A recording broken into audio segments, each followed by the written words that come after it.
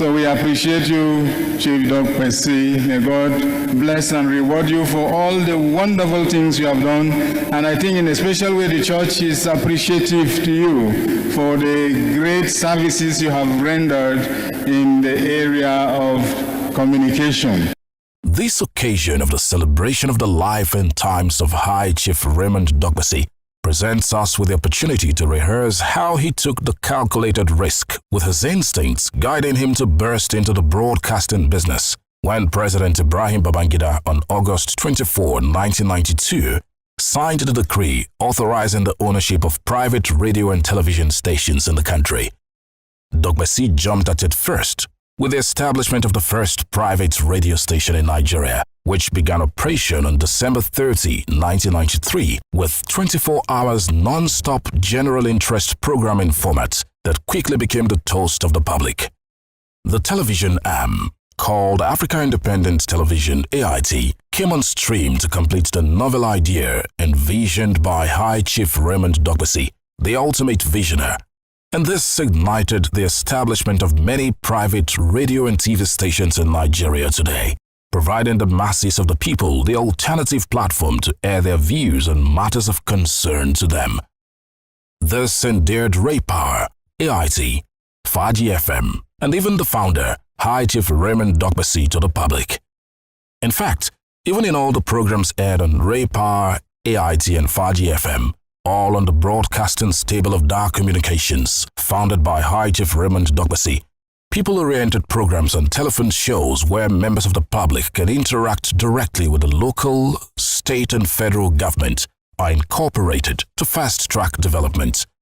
Talking about Raymond Dogbesi is quite challenging, because if you have been a pioneer in a little sector of the economy, you will appreciate what he passed through as one of the pioneers in private broadcasting in Nigeria. And when we are talking about that angle, there are two institutions that will revolutionize or change in Nigeria. One is education, one is the media. And we have to thank the people of Edo State, because when we talk about private broadcasting, Raymond Dogbesi is a giant. He's a pioneer. He's one of those who clear the bush for others.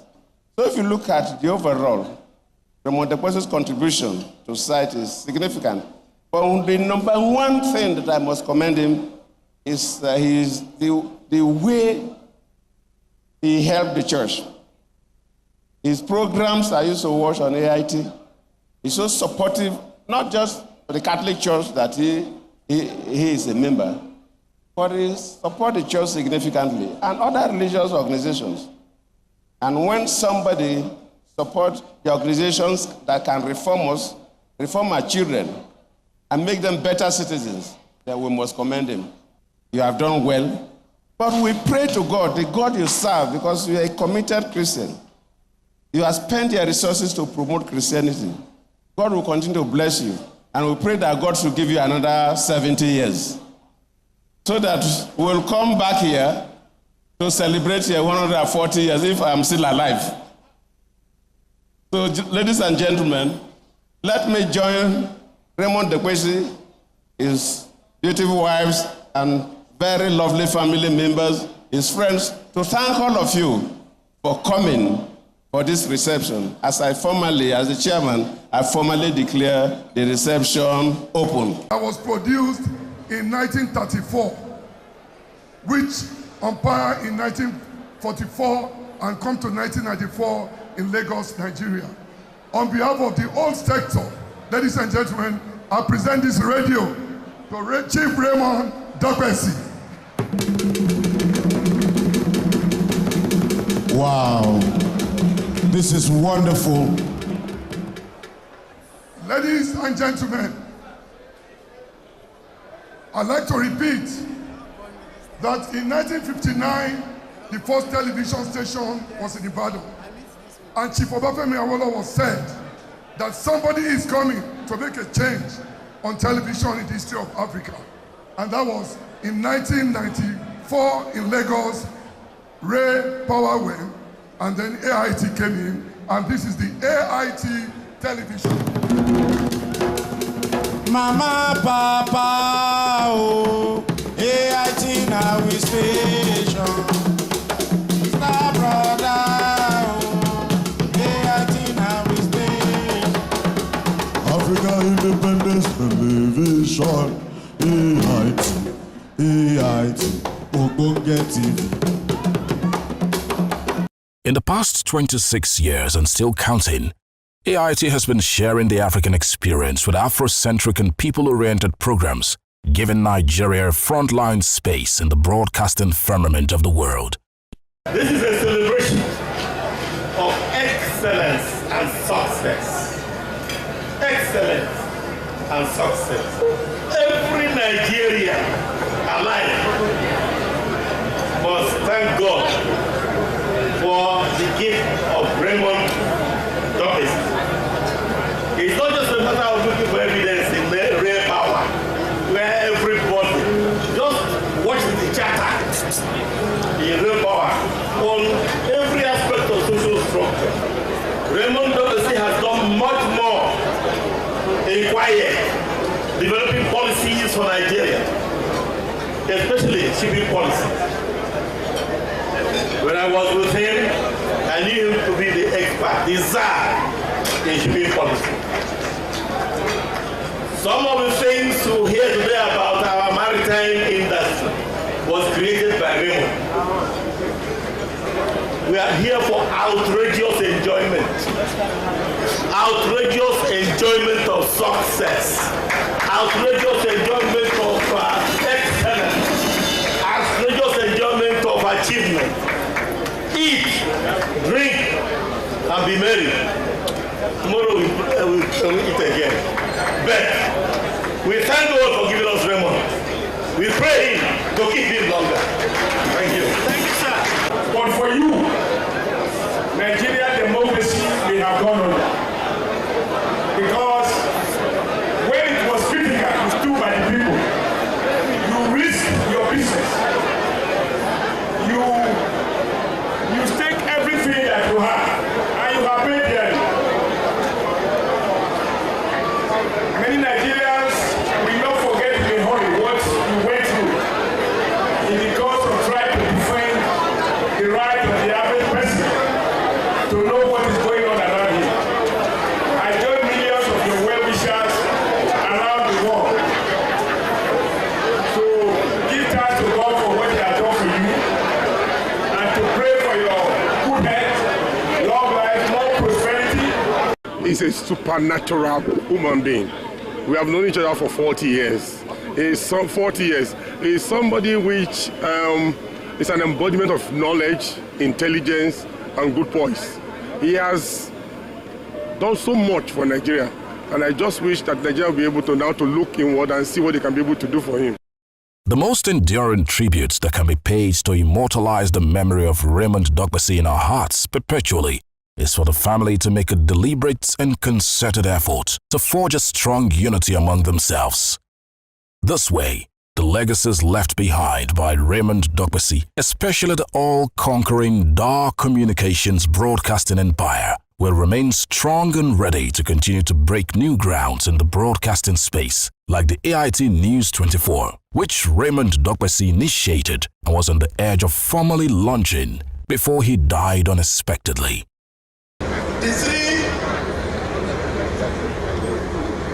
issues that were this evening launched, that is the Biscom Television, the foundation, and this 20th anniversary, may God bountifully bless them.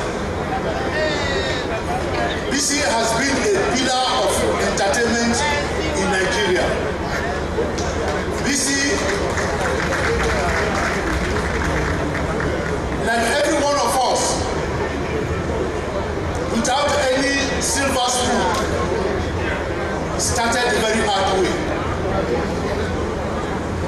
It was not difficult for me to appreciate and understand his talent and the need to support him to achieve his dreams. May our leaders have sympathy on the children of the poor like us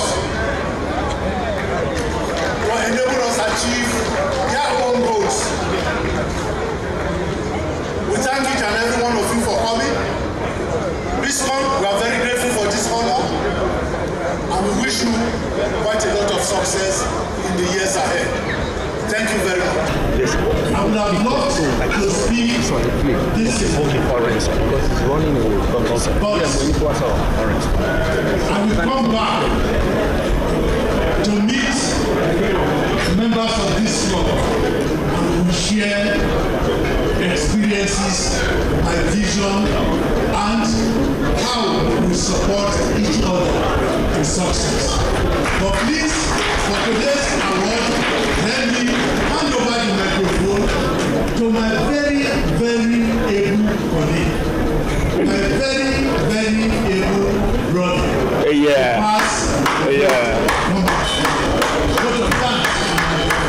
Thank you very much. The final burial plans for High Chief Raymond Aleo Dokpesi have been announced by the family. There will be a night of tributes on the 19th of June 2023, a requiem mass on the 20th of June 2023, both in Abuja, and on the 22nd of June 2023, a service of songs, and on the 23rd of June, a church service and burial, and then the reception at Agenebode, Edo State, the town that produced Raymond Aleo Dokpesi, the ultimate uncommon disruptor who has left very bold, unmistakable marks in the sands of time, for which posterity will judge him very kindly. May God grant him eternal rest in his bosom. Amen.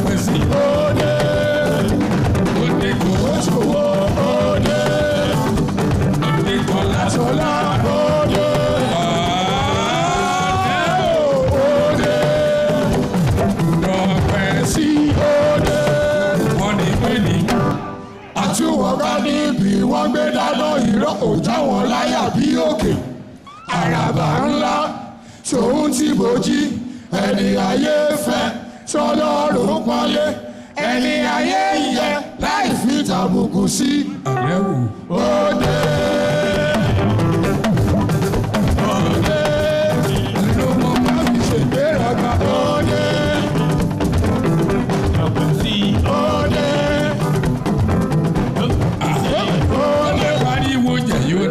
Ṣẹ̀rọ̀jú kankan kó má pariwo dọ̀pẹ́ síbẹ̀ lójú àgọ́.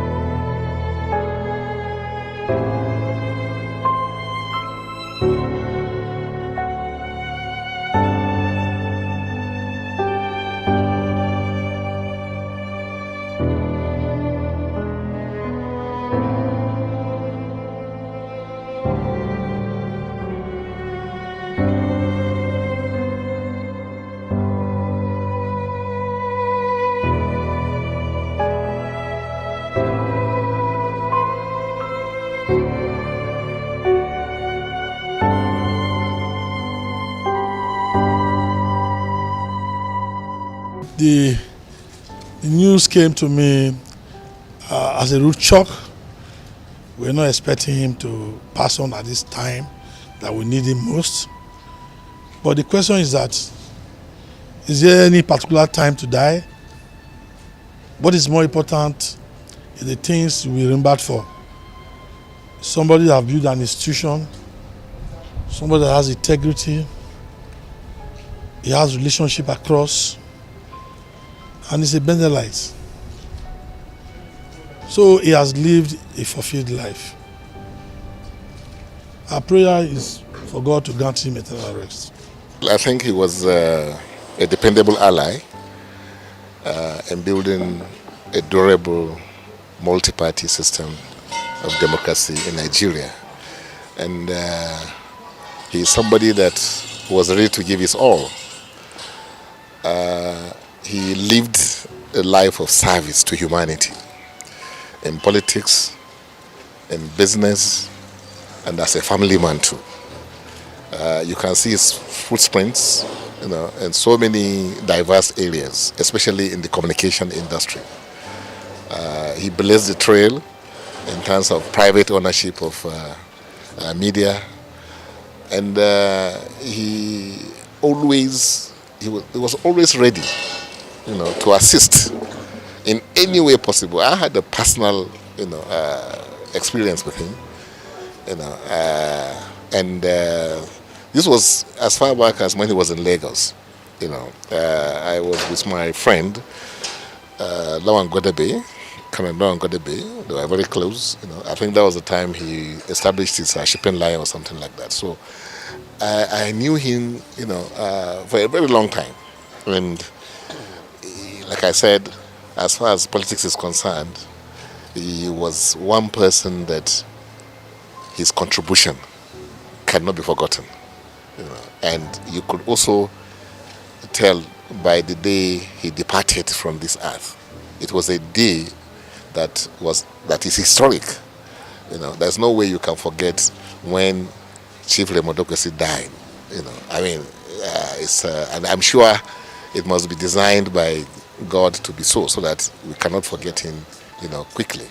So we take solace in the fact that he lived a very successful life, life of service, like I said. He left behind, an organized family.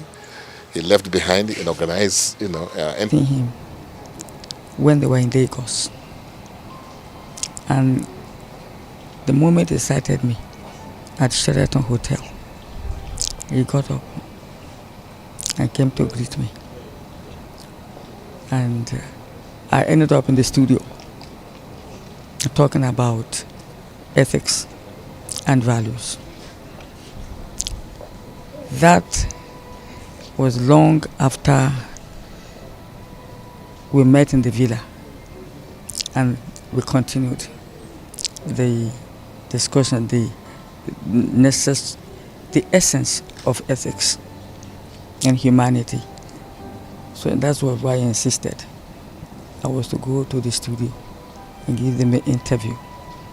And we had some discussions. So our minds clicked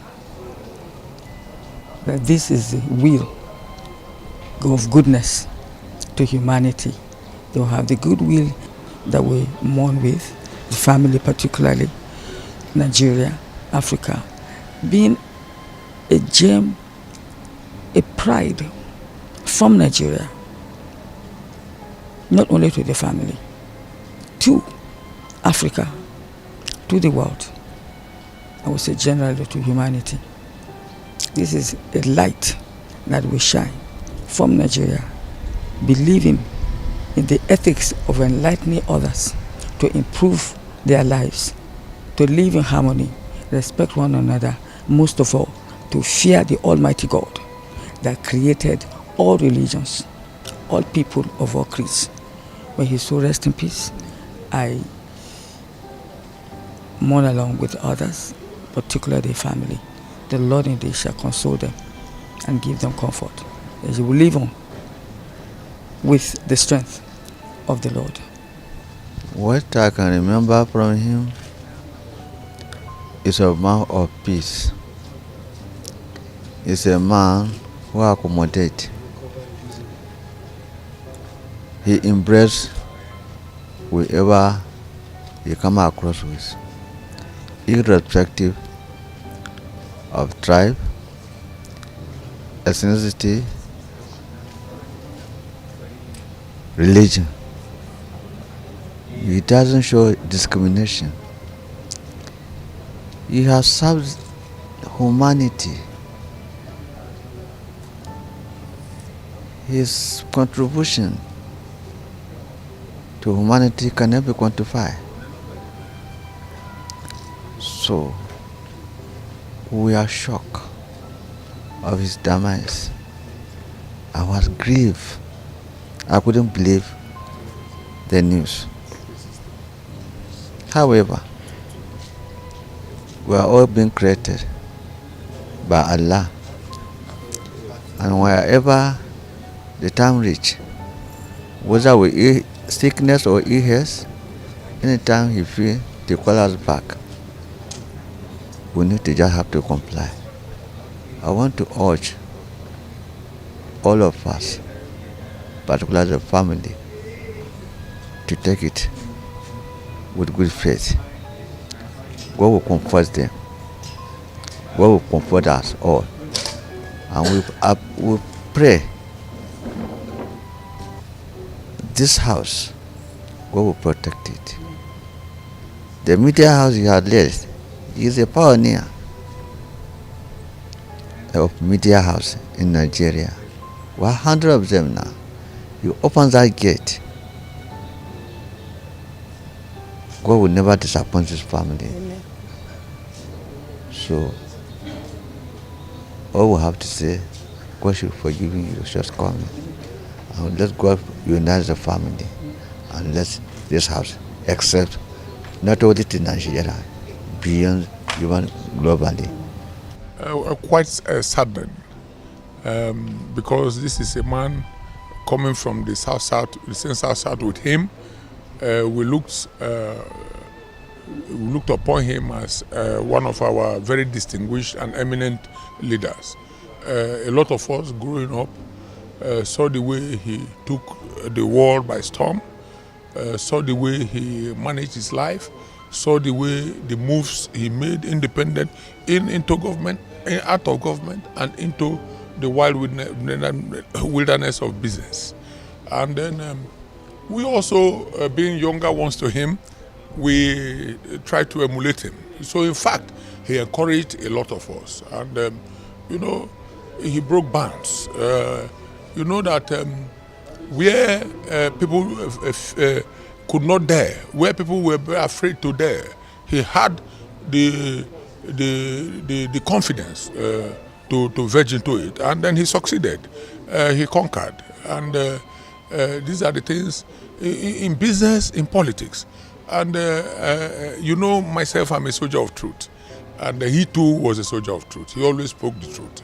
And he never pretended. He was always himself. He was always himself. He is not somebody that would pay lip service to issues. He was never afraid of anybody. He is not somebody that will tell you what he doesn't believe in. He is not somebody who will speak to impress you upon things that he doesn't believe in. He is not somebody that you finish holding meeting in the afternoon with, in the night he will call another meeting. No, he wasn't given to that. That was my man. He was a great man. You cannot talk about fighting injustice, inequality, gender equity without mentioning High Chief Raymond Dokpesi. He had continued to inspire young people unto the last breath. Today in Nigeria, we have inclusive young people in the political space. It was part of his doing. High Chief broke the jinx. Without him, we wouldn't have private entity leading critical communication infrastructure. He was the first ever independent private TV and radio station in Nigeria and created a pathway and enabling environment for others. He wrote his name in gold even before he passed. He has fought and stood on issues that he believed. Even when government fought him, he stood his ground and remained true to his principles and values. He has inspired and supported young people. Today, Connected Development is popular at the grassroots because of the support that he gave us through AIT and all the DAAR communication infrastructure. And the least we can do is to come and condole with his family and friends, to honor him and leave the legacy that he has set a pathway for. Nigeria would never forget him. I remember my time at the grassroots in Adamawa State. When I visited the government house, I saw his name, that in one time in Nigeria's history, he was the chief of staff to the governor of that state. This is someone who has served his country diligently and contributed to Nigeria's growth and development as a nation builder. And today, Africa is proud of Nigeria because of AIT. We're sad, we condole with the family, but their thoughts and prayer would remain with us for a very long time, and the impact he has embedded in us would remain with us for our lifetime.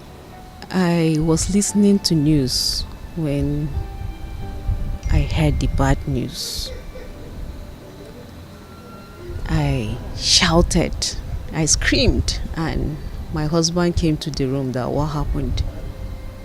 And I just showed him the news, the TV, and he became shocked about the news. Chief Raymond Dokpesi was a personality in the disability community that we will never forget. He gave us global visibility. He gave us the way to follow when it comes to media issues. He provided media platforms for us to thrive. And today, he's no more. This is so sad. We are going to lose a disability champion. We're going to lose a role model. We're going to lose a man that always had time for issues on disability. May God rest his soul, and may God comfort his family and well wishes. Is indeed a character to emulate in several ways. He radiates a lot of philosophical, deep, spiritual insights into the real values of human existence. His humility, like everybody has mentioned, his simplicity and understanding of life, yet a subtle determination, to make the point where it's necessary, and always standing for what is right and truthful.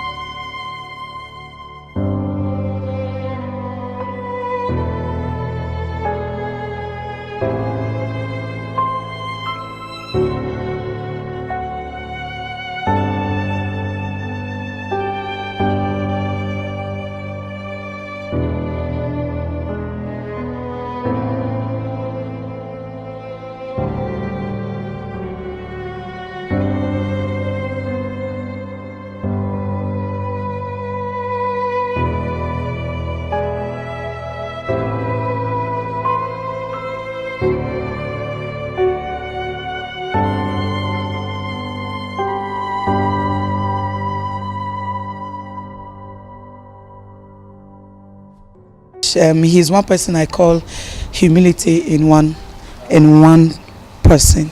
He's humble. He has listening ears. He wants you to walk with him at his pace. Even give him much more of what you can give to him. He is not someone who wants chaos in his place of work. Whatever thing you have, he will tell you drop it somewhere and let's work and get all he's after is results, result oriented. He's a father. He's one who sees through you, even when you are paying. He will let the work go on, but after then he calls you to order and asks you what the problem is. He's not that one person who wants you to, he wants you to see the word in whatever you're doing. Don't just have a limit understanding to what you're doing at that time. He wants you to take it outside and become that bigger person that you also want yourself to be. During the time when there was no Naira notes, when we were transiting from old Naira notes to the new Naira notes, there was scarcity of money. But, we will not say these are all, most of my agents hasn't seen 4 walls of the office. They don't know what it is by owe me. They knew that, okay, as I'm working, you have prepared my money. Even with the scarcity, even knowing what was going on in Nigeria.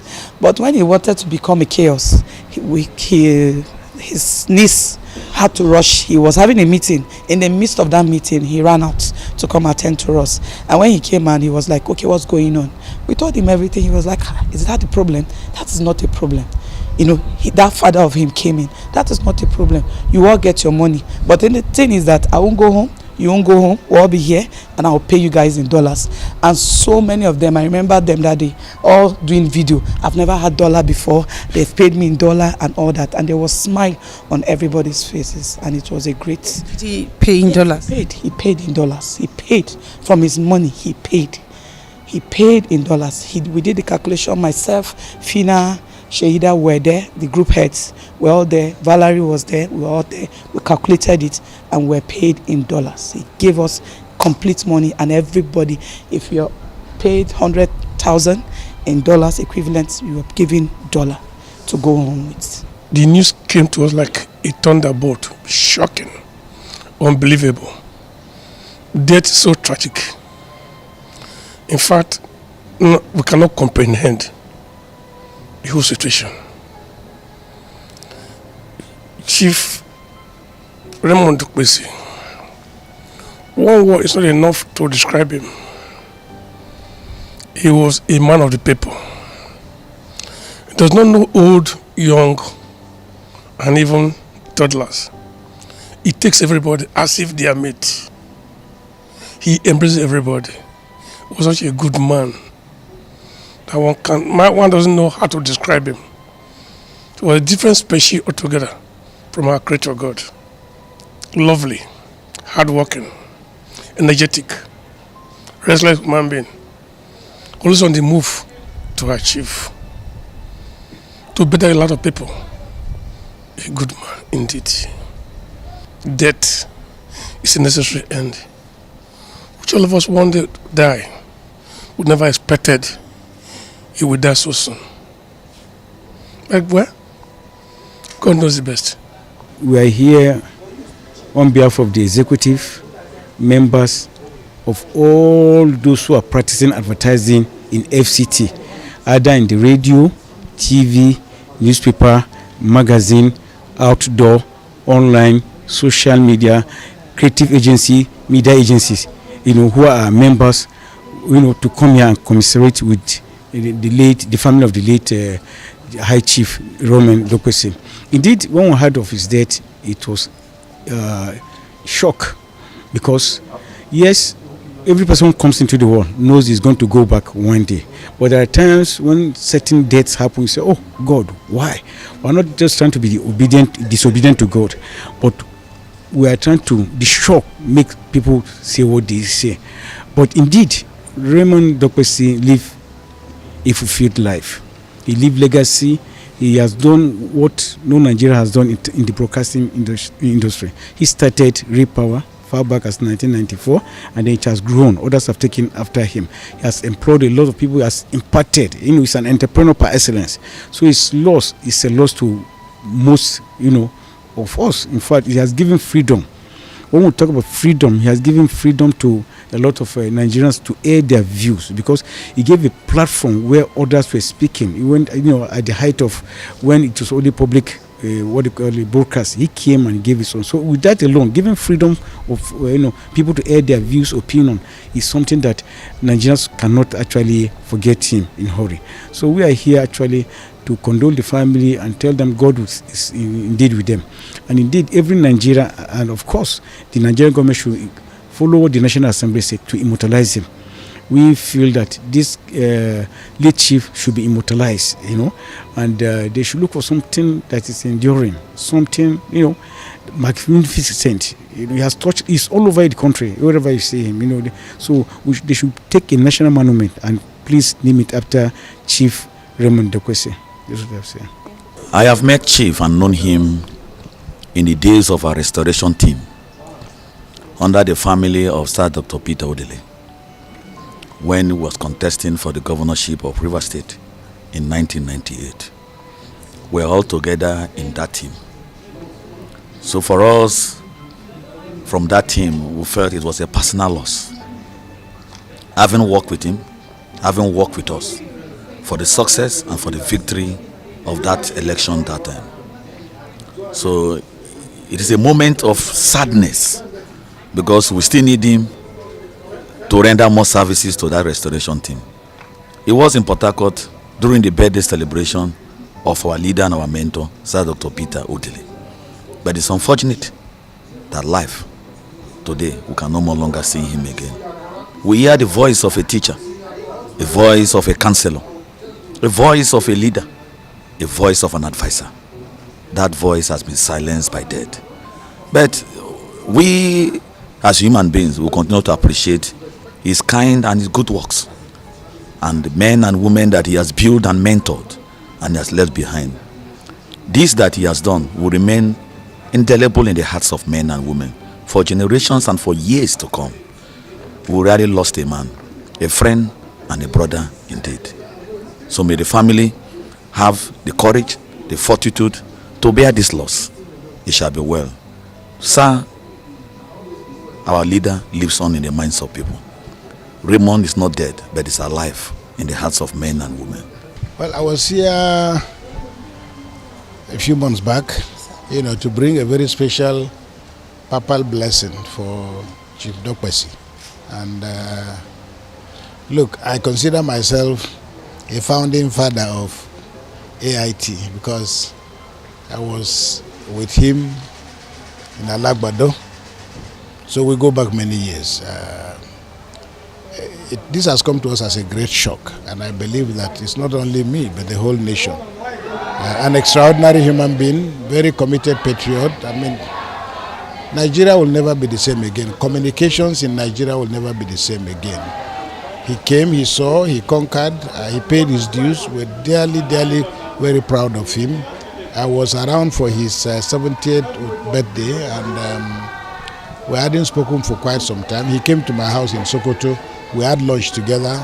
So I have very fond memories of him, but he's laid a foundation. All we can do is to build on it.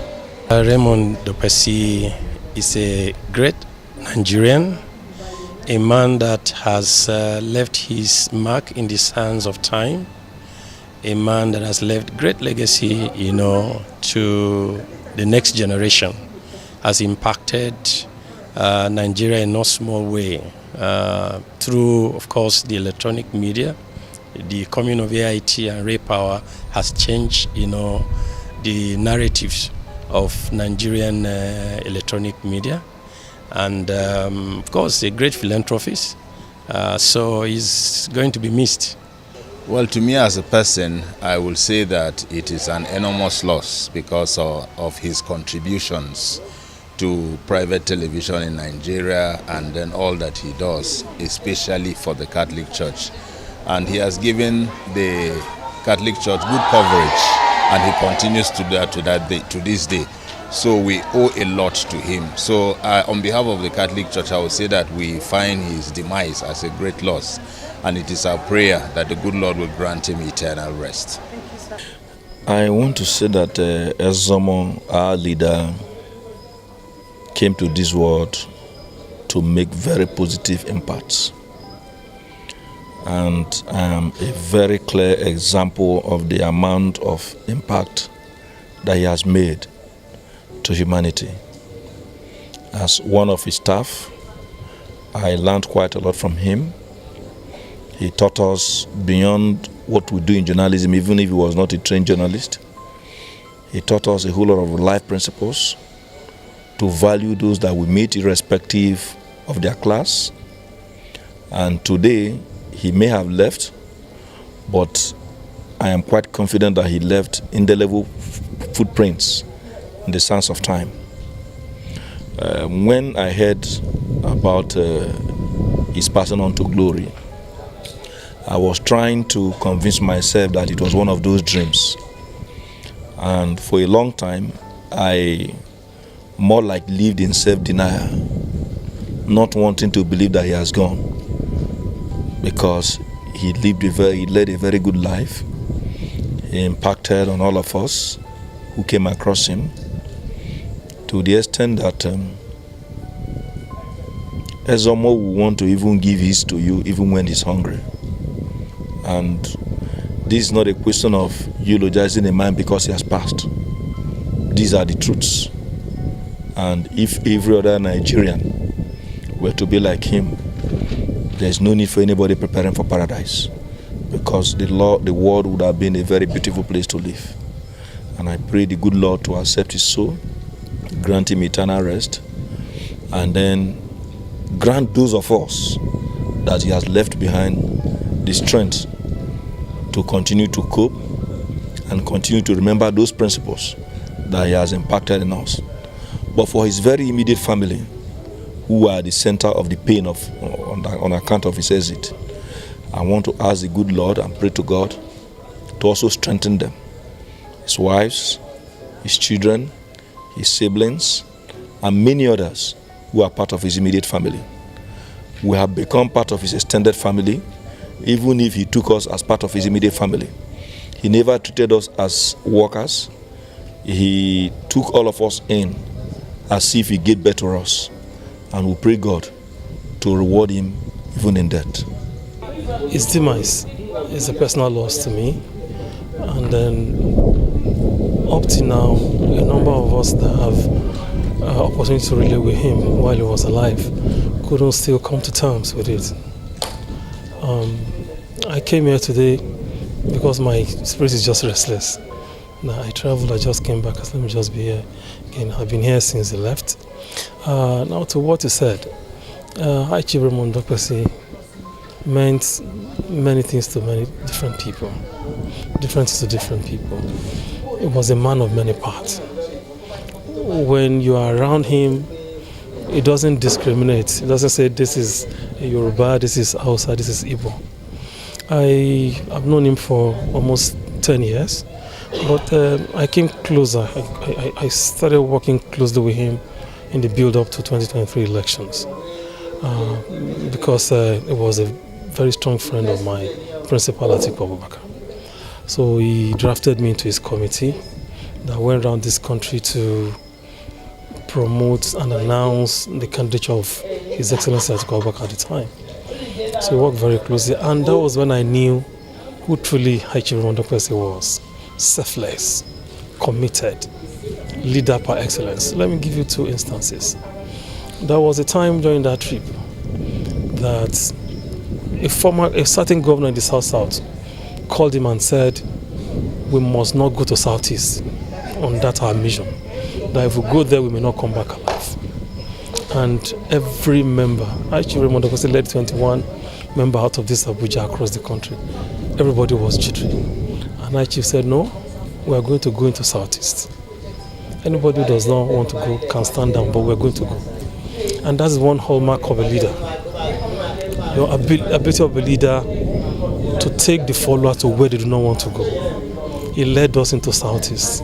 We completed our mission very successfully. That was one. Secondly, throughout that journey, he brought all his choice cars, including 3 bulletproof jeeps. Throughout that journey, despite of the insecurity in the country, High Chief Raymond Dokpesi never sat in any of the cars throughout the journey. And we were working day and night. He was always in the e-logs. He left those bulletproof vehicles to us, members of the team. In fact, I was using the new one he just bought, the white Lexus Jeep, throughout that job. That was somebody who is selfless. His loss is a great loss to this country. I condole with his family. I condole with Nigeria. I condole with DAAR communication. And like I've said, I join those who are calling for that it should be immortalized. And beyond that, I want DAAR management to create what we call Founders Day, so that every year there will be a gathering where we remember or in memory of this great man. It was a huge loss to this country. May his soul continue to rest in peace, and may God console the family he left behind. Well, to me as a person, I will say that it is an enormous loss because of his contributions to private television in Nigeria and then all that he does, especially for the Catholic Church. And he has given the Catholic Church good coverage, and he continues to do that to this day.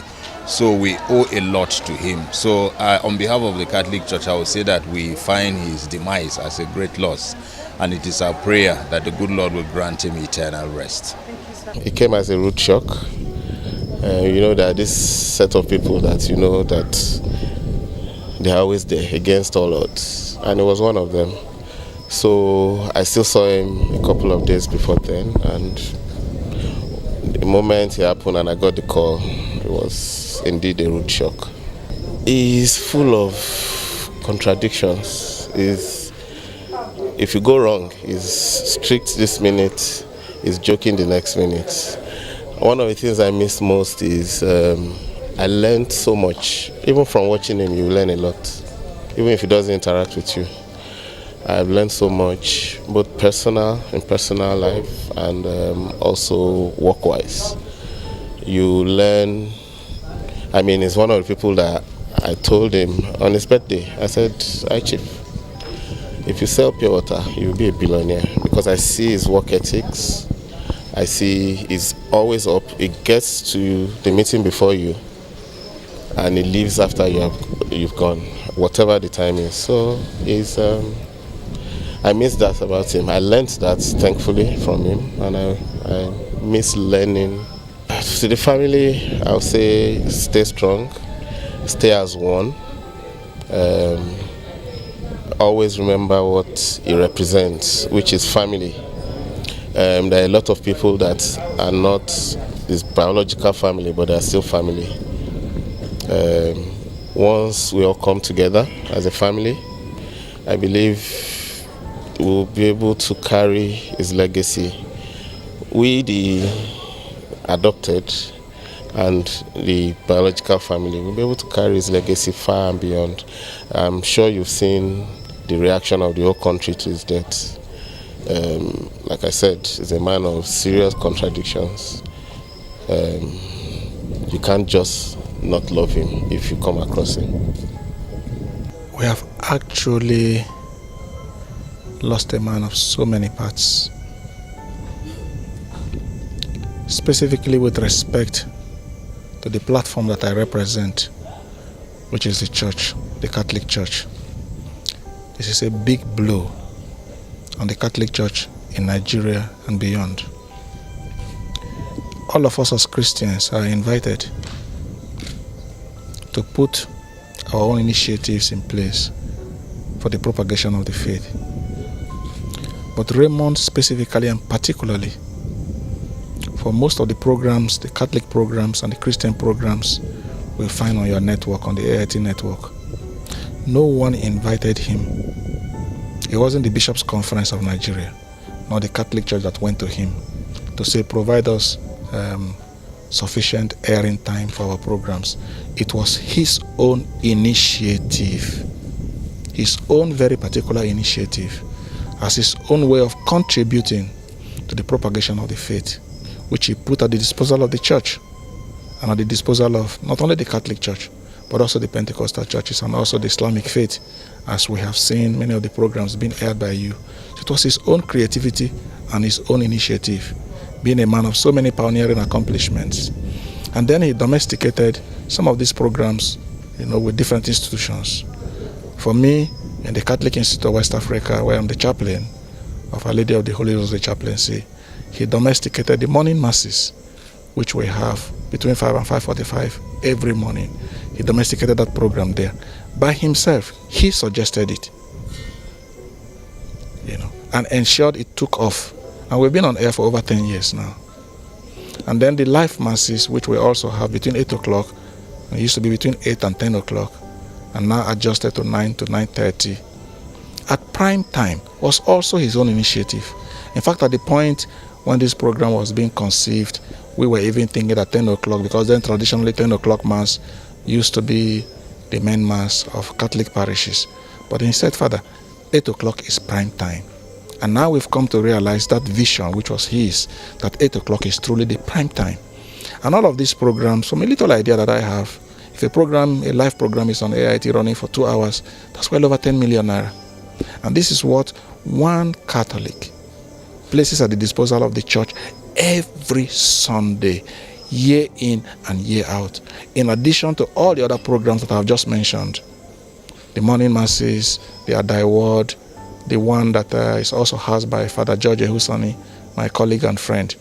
Put together all of this, and you will see that a colossal and substantial quantity of funds and airing time is placed at the disposal of the gospel.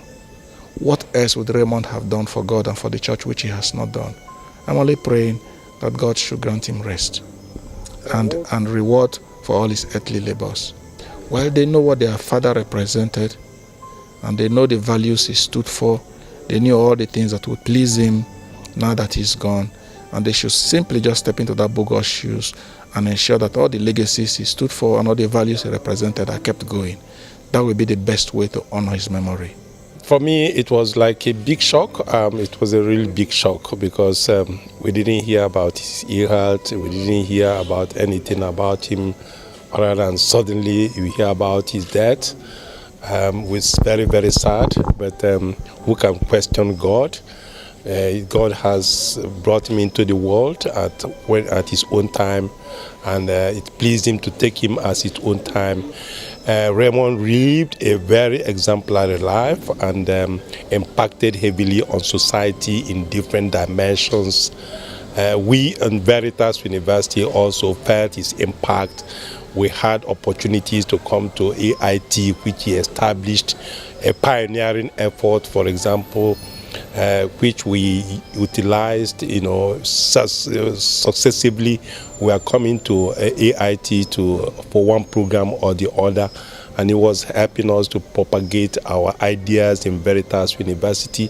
So we really appreciated his impact, not just in globally and in Nigeria, but also in a micro way in Veritas University. Oh well, he was really a very impactful person in the political arena. Very often you will see him propagating ideas and ideologies he believed in, and he thought about how to make this country a better place, and he championed the causes he believed in, and people he believed can make this country a better place. He had the good of this country at heart. He was a great patriot, so he was not the kind that shied away from taking a stand on issues. He took stand on issues he believed in, propagated the ideas he believed in, the political ideas he championed. Particularly, for example, in the last election, you were able to see him again and again championing the idea of PDP. And of course, it's not mean that he didn't tolerate other parties or that he was aloof to other people, but he saw that this man was determined and convinced that this is the way to go, that this is the way this country could be made better, and he championed it. The late, I call him High Chief, is one great, good, and a gentle soul. One whose contributions to democracy and media across the Africa landscape is one that will always be celebrated. He's one whose doggedness, whose resilience, and his capacity to visualize what the future, would look like, is just outstanding, and it is sad that we as a continent, have lost one of our greatest sons, and we hope that God will comfort his family, comfort his staff, and comfort the entire world, because we've lost a great man and who has impacted our lives. And we at Yaga Africa, do register our deepest condolences to the AIT family, both personal and also extended. You begin to talk about such a wonderful person. Ironically, I only just met High Chief. Well, I'd met him before, but met him one-on-one about 4 to 6 weeks before the elections. He had asked me to run some assignments for him, and he told me flat out, he talked to me the way he talks to his sons, even though he didn't know me. And he said, Mr. Sam, go and do this for me. And I said, okay, Daddy, I'll do it for you. And I had the privilege of meeting with him a couple of times after that, and we started the project, and we're glad it went well. I've been out of the country. I was out of the country when I heard. I called Peter, his son, and then I called Madam Salome, and I called Mr. Afe and the GMD. I mean, what's going on? Because I on 1 or 2 occasions when I called him, he told me, my son, call me back later. I'm on the train. I'm doing my exercises. And it was just shocking. It was just shocking. He was a very patriarchal person. He makes you, he has a way of making you feel part of him. And we'll miss that about him. We'll miss that very, very much about him. It's shocking. It's shocking, really. Very shocking. And we'll miss him very much. Nigeria would miss him very much. We've lost somebody very tremendous to this country. One thing that I will remember him, because seeing the AIT and Red Power, even yesterday, I was in a place where I was watching the AIT. I think it's a very big legacy that he has left with. And then based on the news that I had when the Red Power started and the AIT started, I think he has achieved a lot. I just pray that may his soul rest in perfect peace, and may God consult his family. In Jesus' name. Dopasi is our grand patron. We have a meeting last Thursday of the month. Incidentally, he made it. He has been coming to a meeting only to advise us.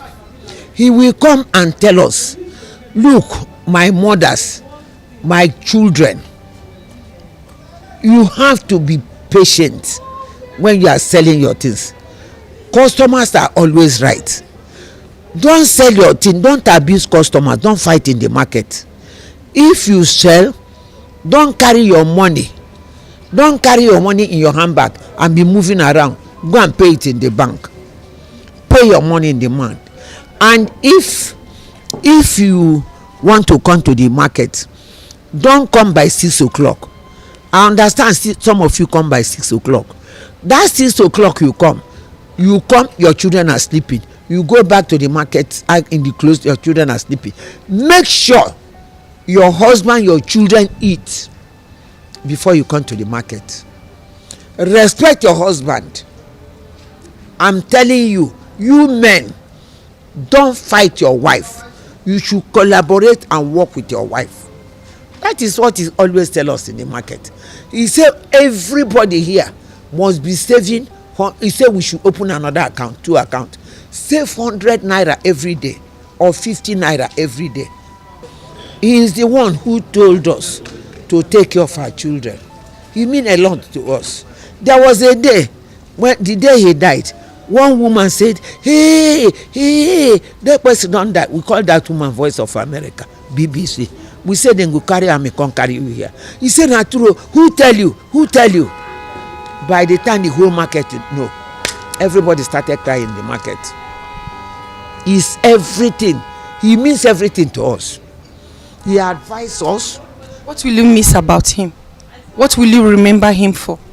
I remember him because he came last month to see himself, to take care of this my mouth. I remember. What did you do your mouth? I had an operation, badly managed. He came to see me last month. That is why I say he came to tell me bye-bye. He is humble. I'm not humble, but because of him, I learned a lot from him to be humble. It's very good to be humble. To be humble. Dr. C is too humble. Because of him, I learned to be humble. It's good to be humble. And he's generous. He's not foolish. What is your prayer for the family and staff of DAAR Communications? Look, everybody is praying, not only me. Nothing will happen to this DAAR Communication. The voice of God, man is the voice of God. This DAAR Communication where this man will start to get them for ground. All the good thing where you do, God will pay it back to his children. Amen. The children will be anything the children want, God will give them in a very simple way. Amen. When I was coming, I didn't know that the driver entered the car to direct them. I said, what will I do? Do you know, inside this train, I drove myself. I said, God will direct me. Am I not here? Yes. Believe in God. God is everlasting God, creator of heaven and earth. And once you believe in him, anybody trying anything, demon has taught us to be humble. Humility.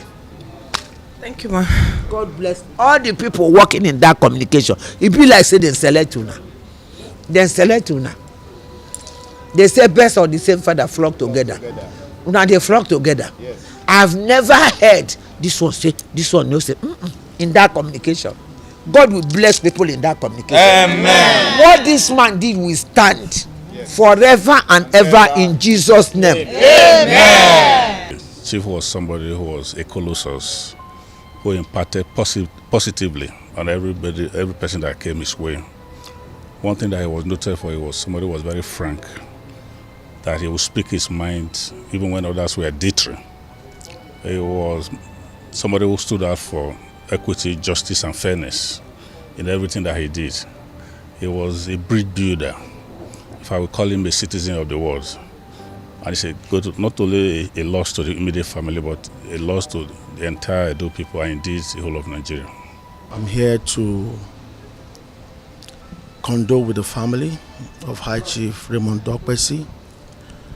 High Chief, words cannot really describe who he is to me. High Chief, I call him the General. He is a father, he is a mentor. He has been the one pushing me politically. Everything that I am today, what we know in the politics, it is through High Chief Raymond Dokpesi. He is a man that I really don't know how to describe him. His loss is actually a very, very great loss. Not just to the family, not just to DAAR Communication, not just to the People's Democratic Party, but to Nigeria at large, by extension the entire continent of Africa. I remembered when we were on the tour of the 36 states of the Federation for His Excellency Alhaji Atiku Abubakar's campaign. We took off from KB State and we're going to Anambra State by road. We got to Kaduna, everybody were tired, all the team members were tired.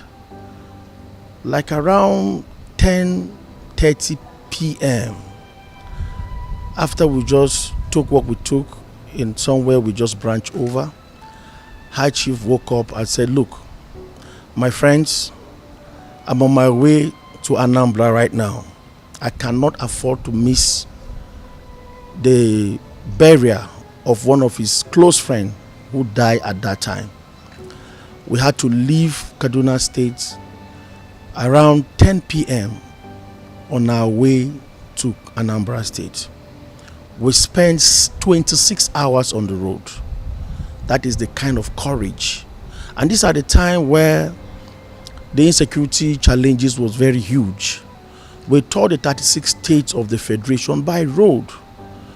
And some of us who are, even though some of us are from the northern part, There are some core areas like the Borno axis, the KB, the Bauchi, Adamawa, this prone area, all this.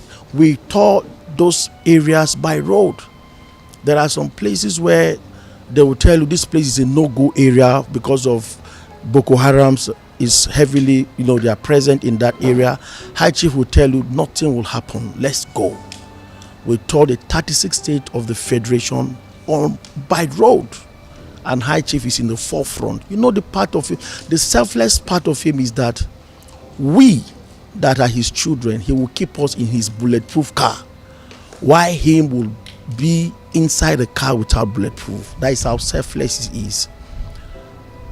We're going to lose, we're going to lost. In fact, it's a big loss. We're going to miss him. Like every Friday, we're always here with him in the gazebo, talk about politics, every Friday. So where do we go from there? So it's a big loss.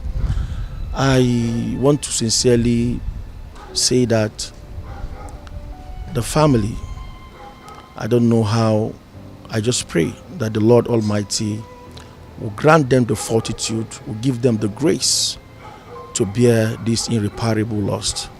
It's a big loss to the entire Federal Republic of Nigeria, and of course we're going to mourn him.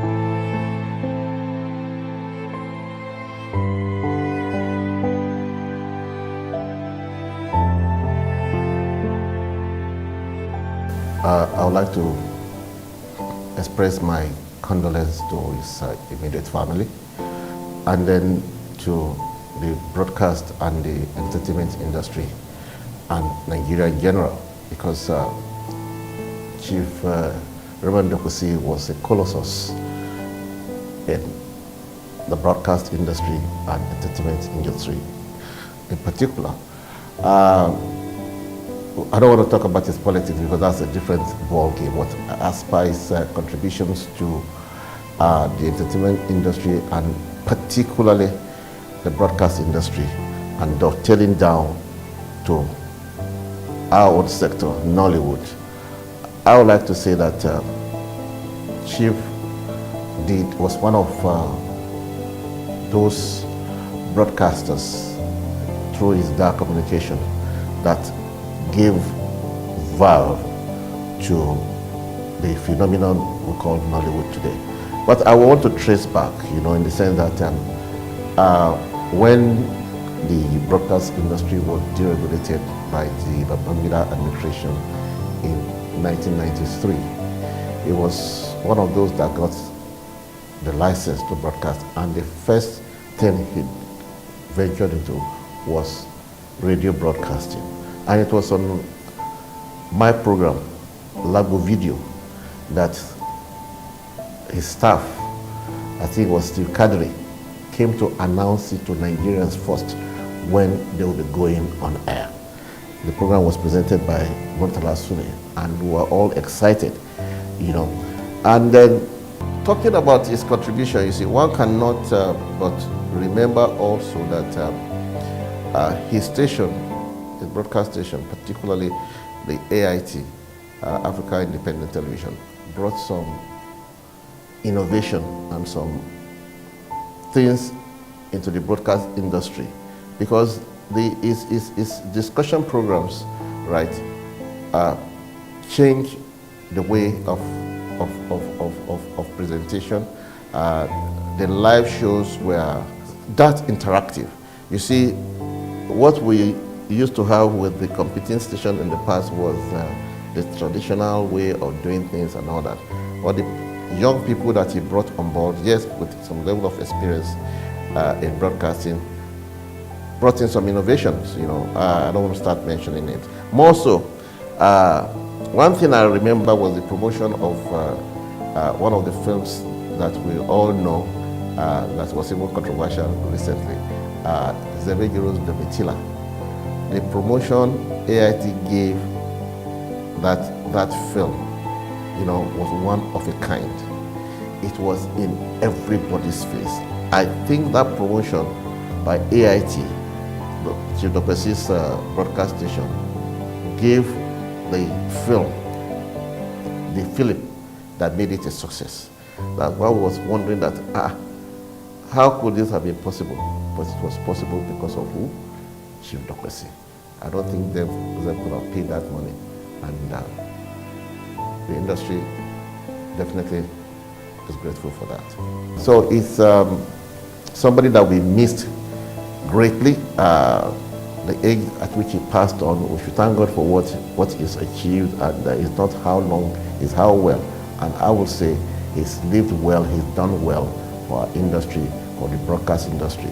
And like I said earlier, I want to wish him wonderful rest in the bosom of the Lord.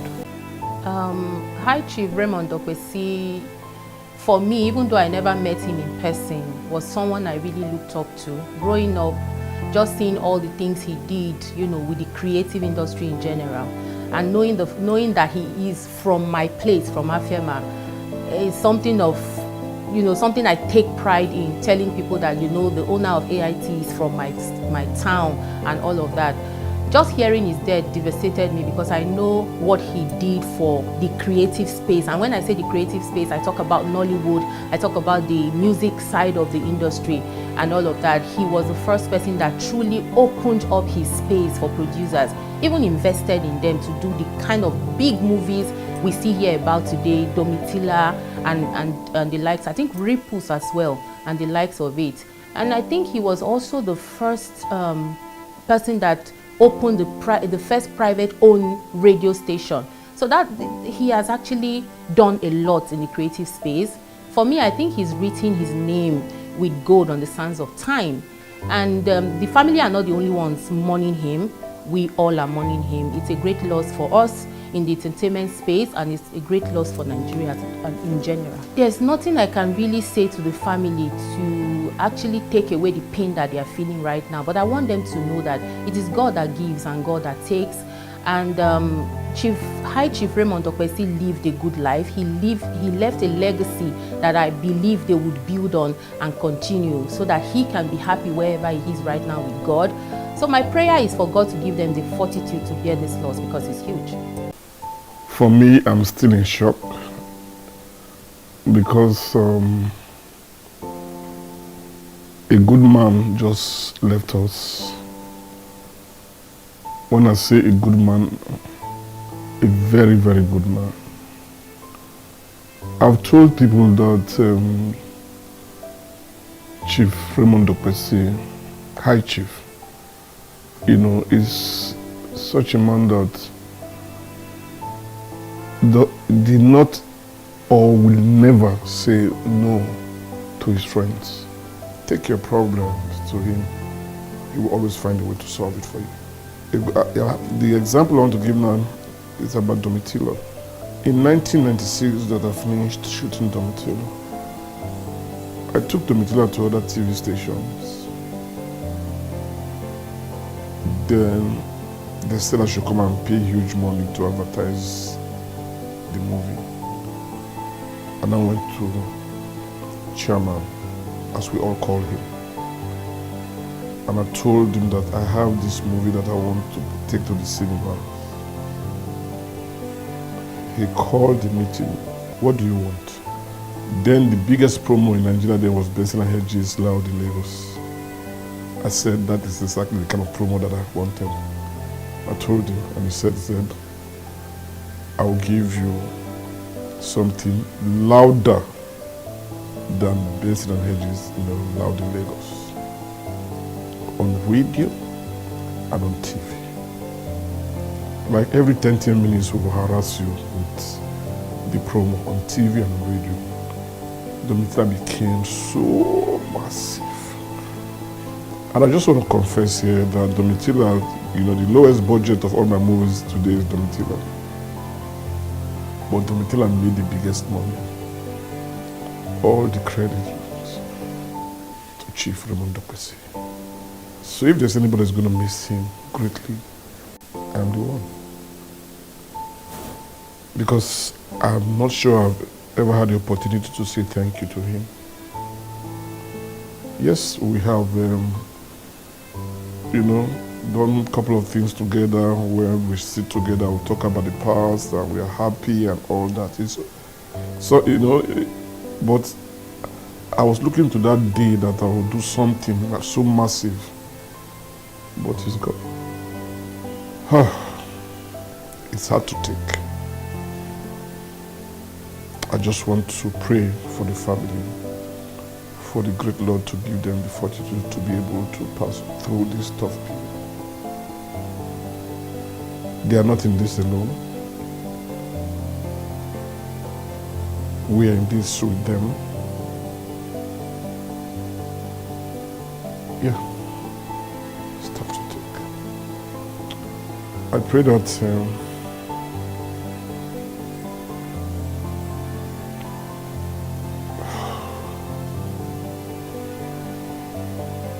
may his soul rest in perfect peace. How do I start talking about my chairman, my friend, my brother, Chief Dr. Raymond Dokpesi? Well, if I start talking about chairman now, I will be here for a whole day. All I just want to say is I thank God for his life. He was a gentleman. He was a partner to progressive people. He was a man that takes your challenges as if it were his own personal challenge. He was a man that looks after his friends. You only need to know the gentleman that we all lost to know exactly the feeling of total loss for every one of us. Chairman was a good man. He was a man who loved people with ideas. He was a man who supported good deeds. He was a faithful father. He was a great man, great husband to his wives. But to me personally, I just lost a brother. I lost a good man. I lost a good friend. I lost a reliable human being, a man who cares for his fellow man. He's gone. All we can say now is just to pray for his soul, to rest in the bosom of his God, and to wish chairman journey mercies where he's going to, where he has gone to wish him all the best, even in the journeys to heaven, because indeed this gentleman will make heaven for all he has done for humanity, for all he has done even for his church. I don't know what to say. I'm lost for words, really. Chairman, for all you've done for your family, for all you've done for your children, for all you've done for television, for the industry, for Nollywood, for filmmakers, for producers, for actors. The list is really endless, Chairman. May your soul rest in peace, sir. May your soul rest in peace. We will surely miss you. First, my name remains Justice the Guru Atigogo, broadcaster, actor, filmmaker, and so all these that I've named myself, or I'm being called right now, would not be complete without High Chief Raymond Dokpesi. It's not even possible. Everybody, I'm sure 70% of the industry, they have their ways how they met him, how he had touched their life. Mine is very simple. Audition.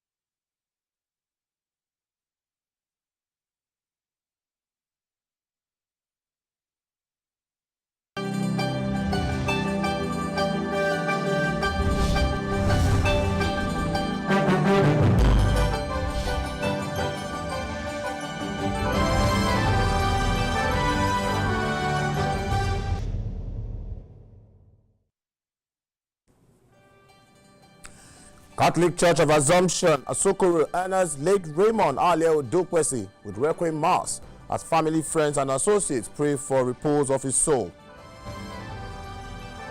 UNHCR records over 8 million increase in early 2023 as world marks World Refugee Day.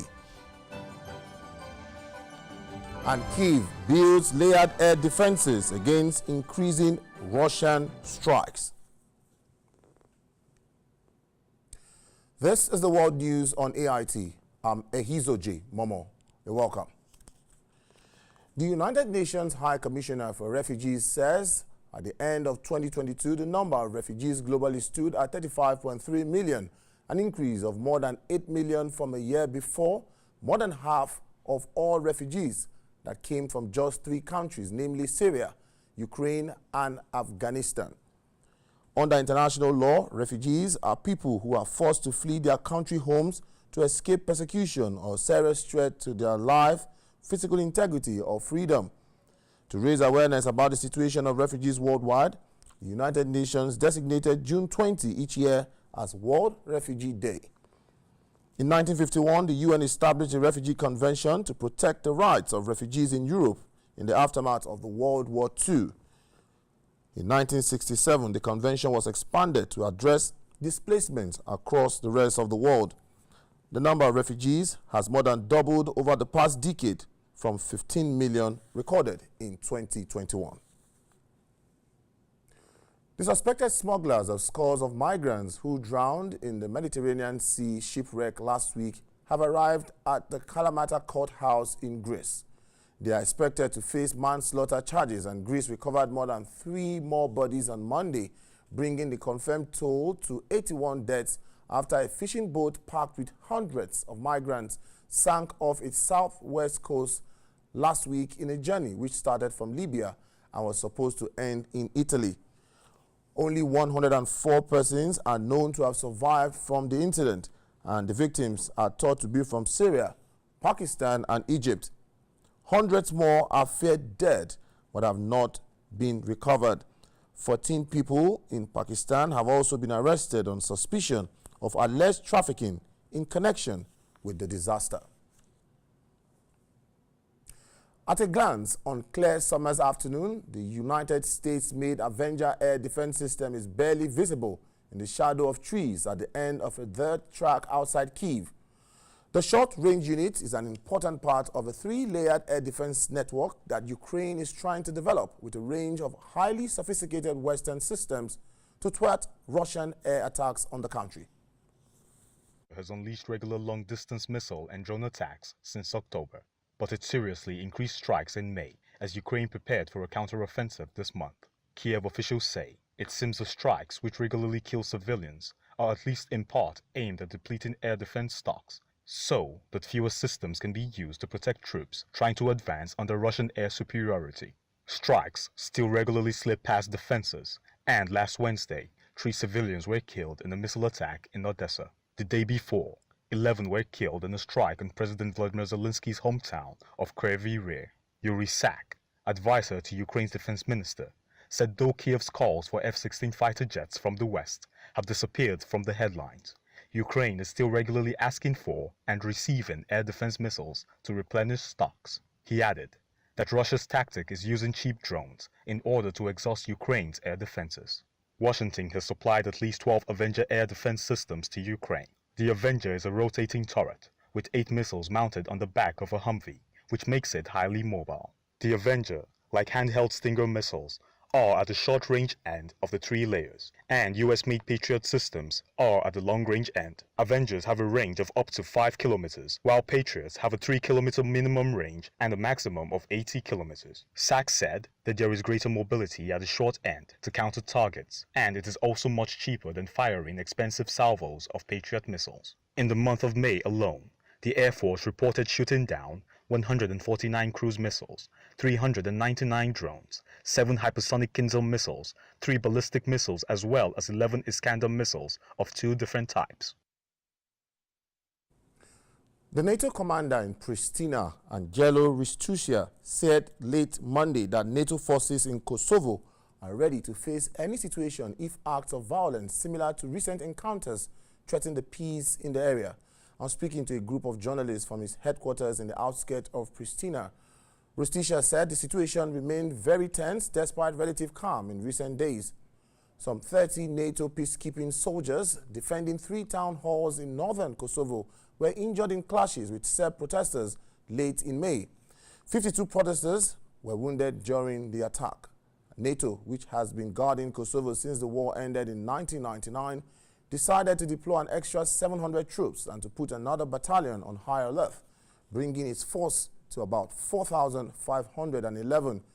The north of Kosovo, which is mainly inhabited by ethnic Serbs, has seen the worst tensions since the country declared independence from Serbia in 2008. United States officials say U.S. and Canadian ships and planes searched on Monday for a submersible that went missing more than a day earlier off the coast of southeastern Canada while taking tourists to explore the wreckage of the Titanic. The U.S. Coast Guard said there was 1 pilot and 4 passengers on board and that the vessel had the capacity to submerge for 96 hours, but it was unclear whether it was still underwater or had surfaced and was unable to communicate.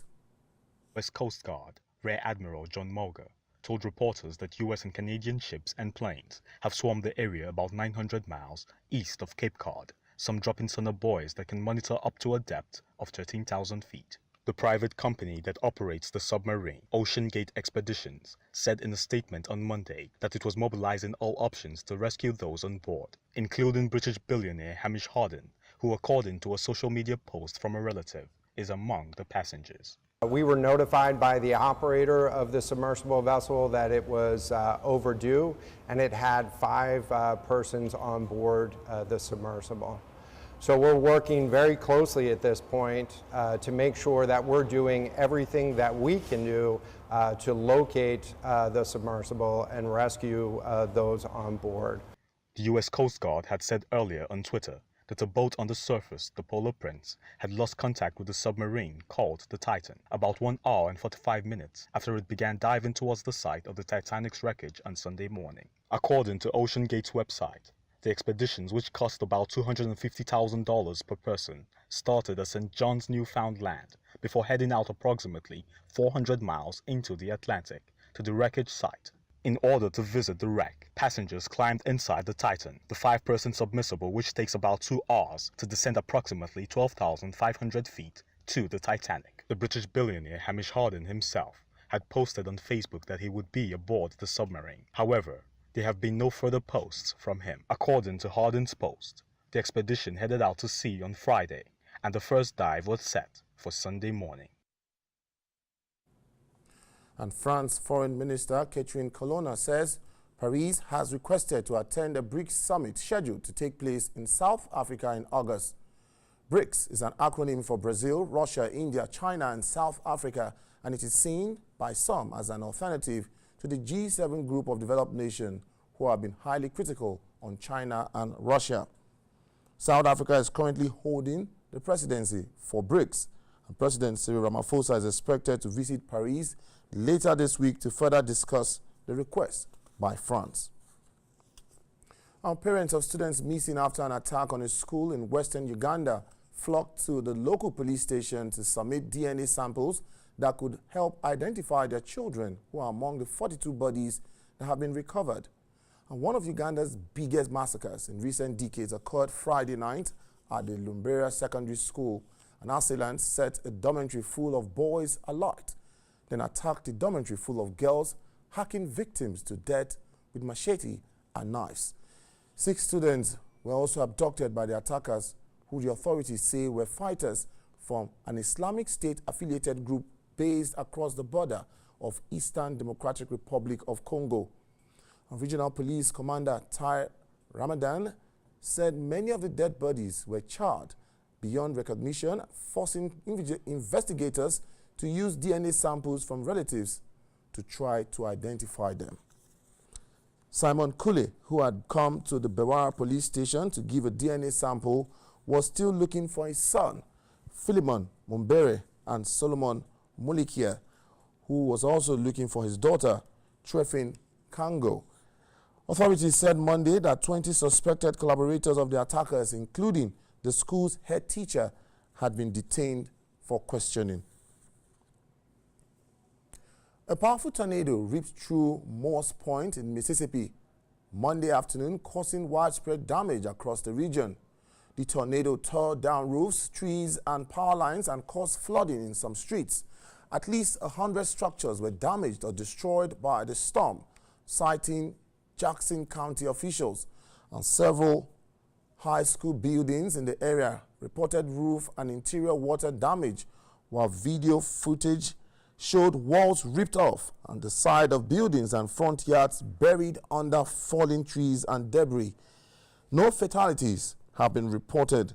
A Monday's tornado followed a weekend of severe storms across Mississippi that left thousands without power. At least one person died and about 24 people were injured after a tornado hit the town of Loin in central Mississippi in the United States. A dangerous heat wave had recently helped spawn deadly tornadoes in Texas and Florida and threatened to bring more extreme weather to the United States South over the long June 10th weekend. At least 4 people were killed in twisters that touched down on Thursday in the panhandles of Texas and Florida, where flooding also forced almost 150 persons out of their homes. Over 25 million people, most in Louisiana, Texas, and Mississippi, were under excessive heat warning. An American lawmaker with Nigerian heritage who represents Washington, D.C. in the Congress, Adeoye Owolewa, says Nigerians in diaspora have repeatedly shown that they are ready to support the development of Nigeria. Owolewa, who is in Nigeria on a personal visit, told Africa Independent Television AIT in an interview in Ilorin, the Kwara State capital, that Nigerians remain a group of resilient people whose potentials know no bounds.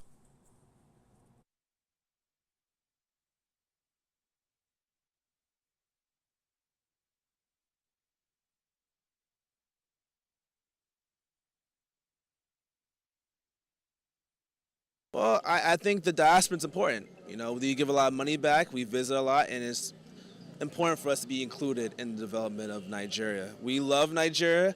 As you know, we love to be back, and it's important for us to also find ways to get more involved in the development of Nigeria. I know where I come from. I know the values that I learned from, and I use my strengths and I use what I've learned from a young age to propel me forward. The Nigerian U.S.-born lawmaker had earlier paid a visit on the Deputy Governor of Kwara State, Kayode Alabi, where he advised Nigerian youths to be more involved in governance by first rendering community service. backgrounds can't win elections, but we're here to show you otherwise. So when people, feel that they can be involved, doesn't have to be running for office, can also be supporting their communities. You start from there, and step by step you can make it. Yeah, I mean, we need representatives all over the world. We need them in London, we need them in America, we need them in China, everywhere in the world. We can't be everywhere at the same time. But we're proud to have you there, no matter what you're representing us. If you disappoint us or you do something bad, you're disgracing us. But we're happy that you're doing the right thing. Owolawa was re-elected in the last midterm election for a second term in office to represent the District of Columbia in the United States Congress. You're watching the World News on AIT. We take a break. When we return, we'll have more reports for you.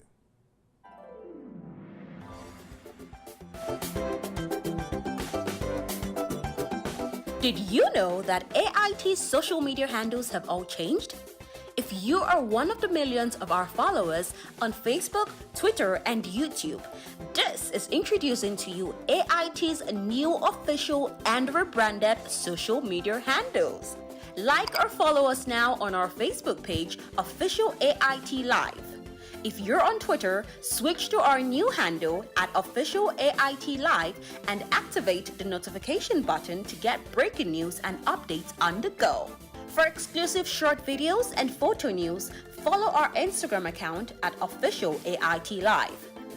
Subscribe to our YouTube channel, Official AIT Live, and enjoy live streaming of news and your favorite programs, where you can also watch our broadcast materials at your own convenience.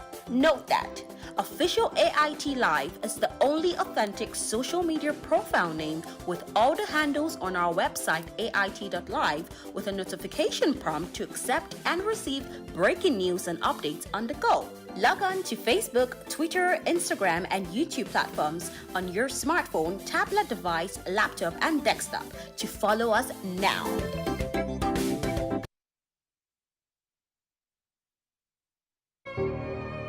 Raymond Dokpesi, 1951 to 2023.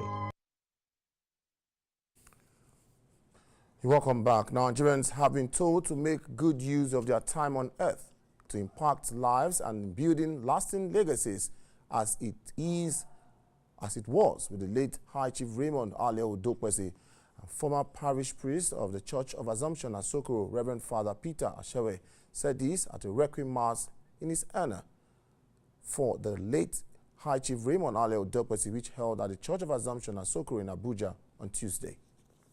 I'm pleased to stand his feet on the sand of history of our country. In the area of broadcast television, we are private owned and local content was not common. Thanks to his vision, thanks to his resilience, today the media space has been opened and privatized, where we have other media outfits on board, and local content reaches to Africa and even beyond.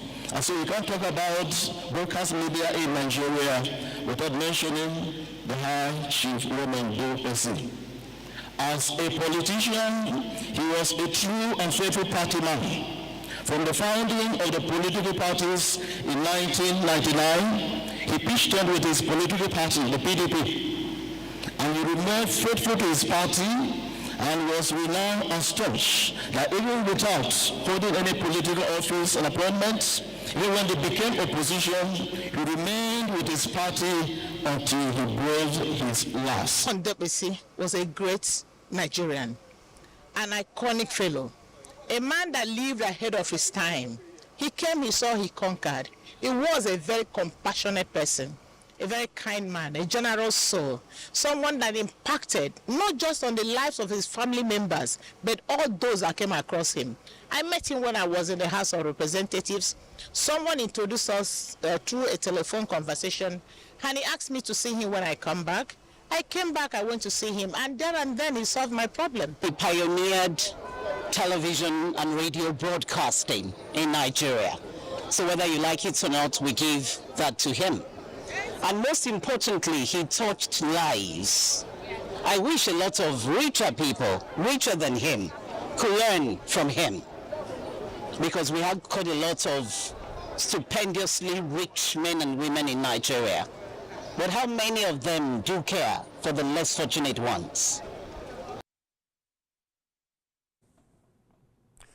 High Chief Raymond Aleo Dokpesi's children have described as priceless the virtues of discipline, tenacity, and the love for others, which their late father instilled in them during his lifetime. His children, who spoke at the Day of Tributes in the honor of the media icon, said he will be sorely missed as a man who went beyond being a father to becoming their most trusted friend. The Day of Tributes expectedly had a large number of guests from all walks of life grace the event and share fond memories of how late Raymond Aleo Dokpesi created indelible marks in the life of others. What cannot be mistaken is the love that binds his immediate and extended family, as he never toyed with them in his lifetime. They were all represented at this solemn gathering. It was time for the children to speak about their late father, and his fourth son, Raymond Dokpesi Jr., took the lead to pay glowing tribute to a man he describes as a true friend. High Chief was not only a source of wisdom and inspiration, he was a confidant, he was a loyal friend, a dedicated father, a father whom perhaps might not always have been there due to his exigencies of time and assignments. But he always showed that he cared when he did have time to speak and engage. And I believe with each and every one of his children, he made the time to make each and one of them feel relevant, to make them feel special, to make them feel honored. Next to climb the podium were Zalima and Anboluapo Dokpesi, daughters to late Dokpesi, who in an emotional-laden voice shared with the audience how their late father inspired them to attain excellence even in the face of daunting challenges. When he came to us, his children, he didn't believe in nepotism again. But that was his way of teaching us doggedness, resilience, and independence. He wanted us to stand on our own 2 feet. As tough as he was, if he believes in you, he will stand behind you, no matter what. He was someone that, when he believes in something, whether it was family or business or politics, he will stand behind it with every energy that he has. We begged him to slow down. He worked too hard, too hard. We begged him to slow down, but he just won't stop. Daddy taught us a lot. He taught us to stay humble and work very hard. He taught us persistence, resilience, and to strive for excellence. He also taught us to play hard. Our dad was a very generous, kind, outgoing, funny, but calm man, even though most people didn't believe he was. He would always help others, whether related to him or not. I'll miss going to give him newspapers in the morning and jumping on his bed. I'll miss seeing him at the airport every time I come on holidays. I'll miss seeing him have a good time with his friends. I'll miss him calling me princess and all the fun times we've had together. In the words of Helen Saito Dokpesi, while thanking the guests who graced the occasion, could also not hold back tears of how sorely the family will miss the man who was the unifying force. In the words of Helen Keller, what we once enjoyed and deeply loved can never be lost. For all that we love deeply becomes part of us. Daddy, Ezama, High Chief Raymond Aleo Anthony Dokpesi is still part of us.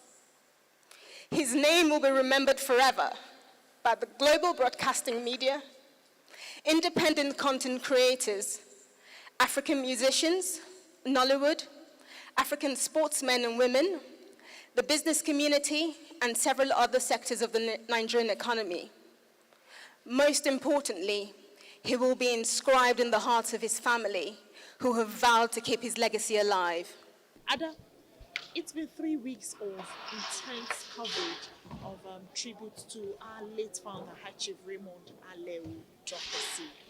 It's been intensive as well, Roluke. You know, the most difficult part has been to hear people describe him as was in the past tense, and then to go back to script your story for the day using late for someone you saw barely 24 hours before he passed on. it's been really difficult. The tributes that have poured in from all walks of life in the last 3 weeks have been an eye-opener for me personally, and I'm also sure it's been a source of inspiration to many Nigerians who may not have had a close encounter with him in his lifetime. From the International Conference Center, Abuja, I'm Roluke Ogundele reporting for AIT News. Raymond Dokpesi, 1951 to 2023. Experts in the judicial sector have emphasized the need for more provision of pro bono services for less privileged in the society in order to enhance speedy justice delivery in the country.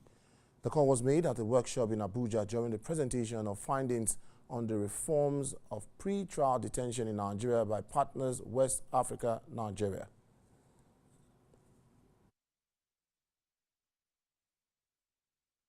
We've also been able to recommend several things, like to improve justice delivery. The technology that has been deployed needs to be deployed across board, not only to all courts in the FCT, but in other states, so that it not only helps in justice delivery, but speeds up the process as well.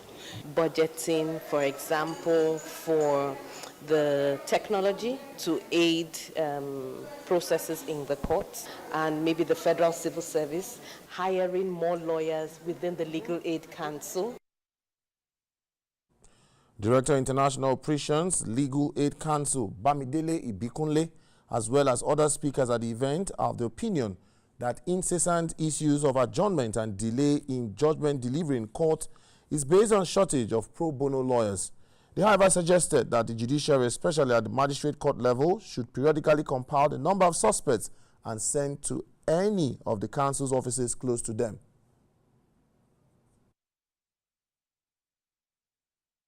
It is the mandate of Legal Aid Council to provide free legal services to any poor person in Nigeria.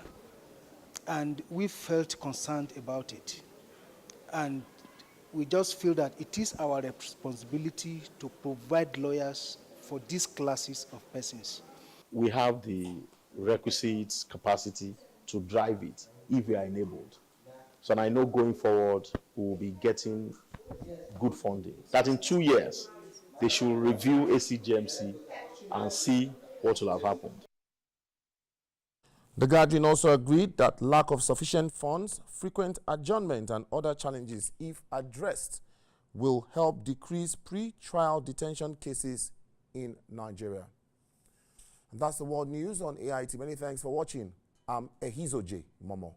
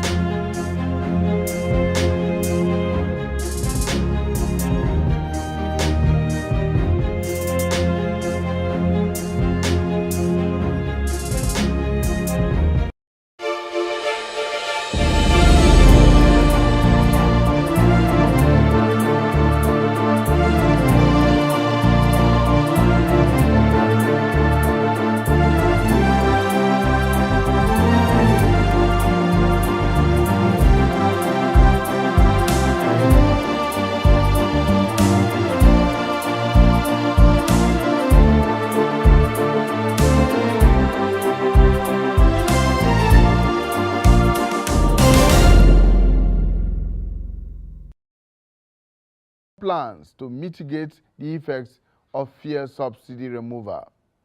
According to the governor of Bauchi State, Bala Mohammed, who spoke for the council, the intervention will include a recommended sum of between 23.5 billion and 45 billion naira per month as petroleum allowance to cushion the effect on civil servants.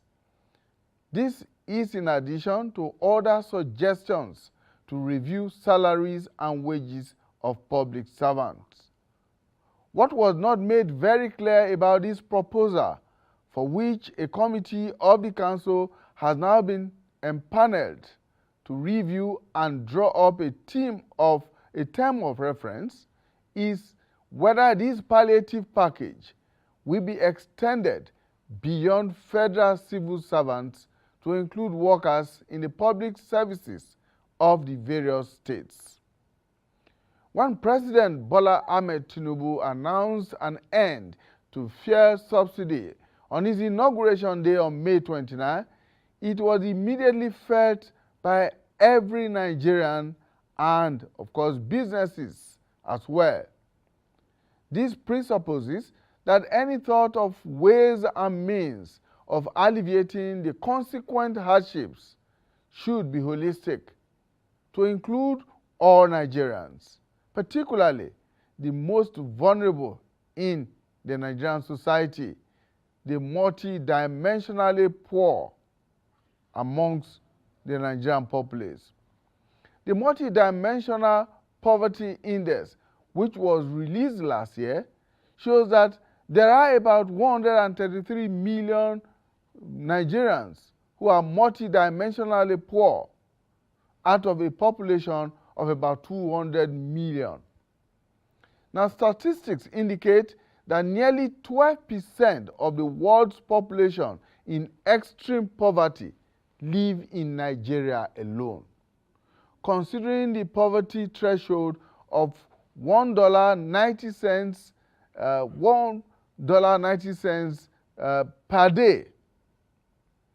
Now, there is no doubt that the removal of fuel subsidy in the last 3 weeks has worsened that situation and driven more people deeper into extreme poverty. There is also no doubt that it is not only public sector workers who constitute a fraction of the population that are severely impacted by this development. The question that has been playing on the lips of many since the NEC announcement last Thursday is why the consideration for only public sector employees, who constitute just about 2.1 million by 2020 records and data. What happens to the staggering number of private sector workers, the self-employed in the informal sector, those who are in trading, in agriculture, apprenticeship, household employees, and, of course, the unemployed, who constitute the vast majority of Nigerians? What palliatives are being considered for these categories of people? Why the disaggregation between public sector Nigerians and others in the provision of welfare packages to alleviate the hardship that has been brought about by the fuel subsidy removal? We shall also be looking at how far the proposed 702 billion naira allowance for workers can go and what ripple effects it is or it can have on the economy. These are the issues we'll be looking at on the program today. And, of course, I'm joined by two gentlemen. First, my guest who is here in the studio, Aliko Victor. Aliko Victor is a development economist and policy analyst. Thank you so much, Mr. Victor, for joining us. Thank you very much. Thank you. We are joined virtually from Lagos by an economist, Paul Alaje. Paul Alaje, of course, is a familiar face on our programs. Mr. Alaje, thank you so much for finding time to join us. All right, so hopefully Mr. Alaje should join us in a while. But let's take a short break. When we return, we will be bringing you a clip of what the Bauchi State Governor, Bala Mohammed, said after the or at the end of that inaugural NEC meeting, which took place right here in the presidential villa here in Abuja.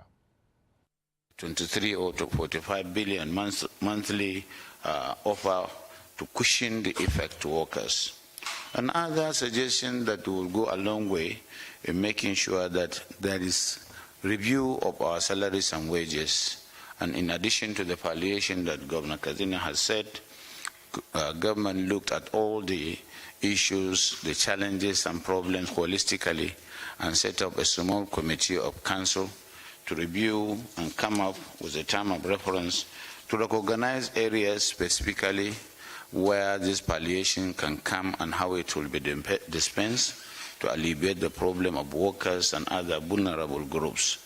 Members of the committee, the membership is composed of Governor of Kebbi as chairman, Governor of Anambra representing the Southeast geopolitical zone, Governor of Benue, North Central, Governor of Kaduna, Northwest, my humble self representing the Northeast, Governor of Cross River, South-South, and Governor of Oyo State, Southwest. Other relevant agencies were also included. They comprised of Budget Office, representative of the CBN, representative of the Office of the Attorney General of the Federation, representative of NNPC, representative of TUC and NLC, and of course Rukayat Rufai, so that we can sit within 2 weeks to come up with a recommendation to NEC.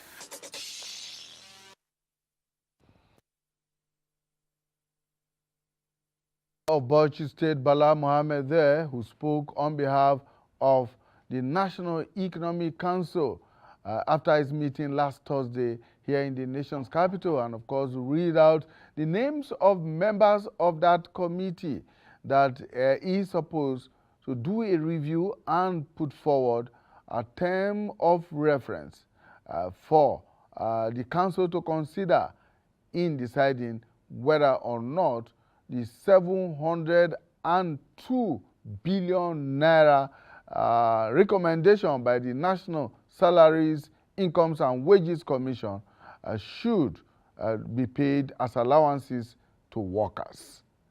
Now, the question is, how far can that go? And how many Nigerians are likely to benefit from that? Another question is cash palliative the most appropriate thing to consider at this point in time in dealing with the issue of subsidy removal? Right here in the studio with me is Aliko Victor, a development economist and policy analyst, and of course is joined via Zoom by Paul Alaje, who is also an economist. Mr. Alaje, thank you for finding time to join us. Thank you so very much for having me. A beautiful afternoon to you, sir. Beautiful afternoon. Right. So let's begin this way. What do you think of these recommendations that have now been made to the National Economic Council, which had its first meeting last Thursday? I mean, it's instructive that the very first business the council had to deal with was considering the recommendation of the National Salaries, Incomes and Wages Commission. Well, I would like to say that it is popular knowledge to say prevention is better than cure, but do nothing is worse than cure. So what that means is when we talk of the decision to remove subsidy, the best option would have been to prevent the hardship of subsidy removal on the people. So if we are provided local refineries, which are spoken on your platform over 100 times, if I'm not exaggerating, across shows. Again, what is available to Nigeria now is how do we provide Our government is proposing, let us share money to household, maybe 10 million household. Remember that that is not the decision of this administration. The former administration felt that was the right thing, and we heard the former Minister of Finance said that was the thing they were going to proceed to the new administration. But in the real sense of it, what must be done? And just cash palliative, can it solve the problem? The answer is no. Cash palliative alone would not solve the problem. There are several other options that we think that government should consider so that the decision to help those that government is always interested in protecting, the poor, will eventually be protected. I will start with this. We've seen Labour, I think Labour should be meeting federal government today on the same topic as to how will they protect their members. And when I say their members, not just those working with federal government, but labor all over Nigeria. So if the interest of the labor union is to protect their members, what should they be looking at? Number one, if I have time to discuss them one after the other. The first one will be tax. Personal income tax today starts from 30,000 naira and below. With the current reality of exchange rates, that's number one. Number two, it has been announced that the cost of energy may increase by 40% from 1st of July. I've not seen anyone debunking that.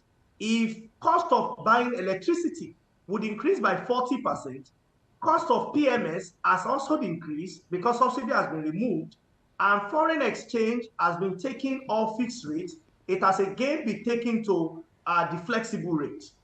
What all of this means to an economist is that inflation would increase. Right now, we're talking of over 22%. With subsidy removal alone, we're expecting to go to about 28%. When you had exchange rates to it, then you'll be talking about 32, 35%. With the announcement at 1st of July, there could be 40% increase in cost of electricity. Then you should be looking at around 40%.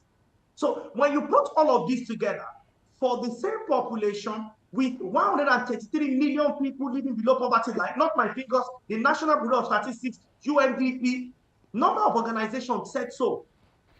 What we need to do is, how do we reduce the impact of them? It will come from fiscal policy. The amount they are paying as taxes, we are of the opinion that government should change the amount people are paying as taxes from those that are earning below 30,000 naira not to pay to now be those that are earning below 60,000 naira. So that the difference, their disposable income will make a lot of sense. At least they know taxes are being, even that tax amount is very negligible too. We also need to know that if today's exchange rate at 660, for instance, is what labor is paid.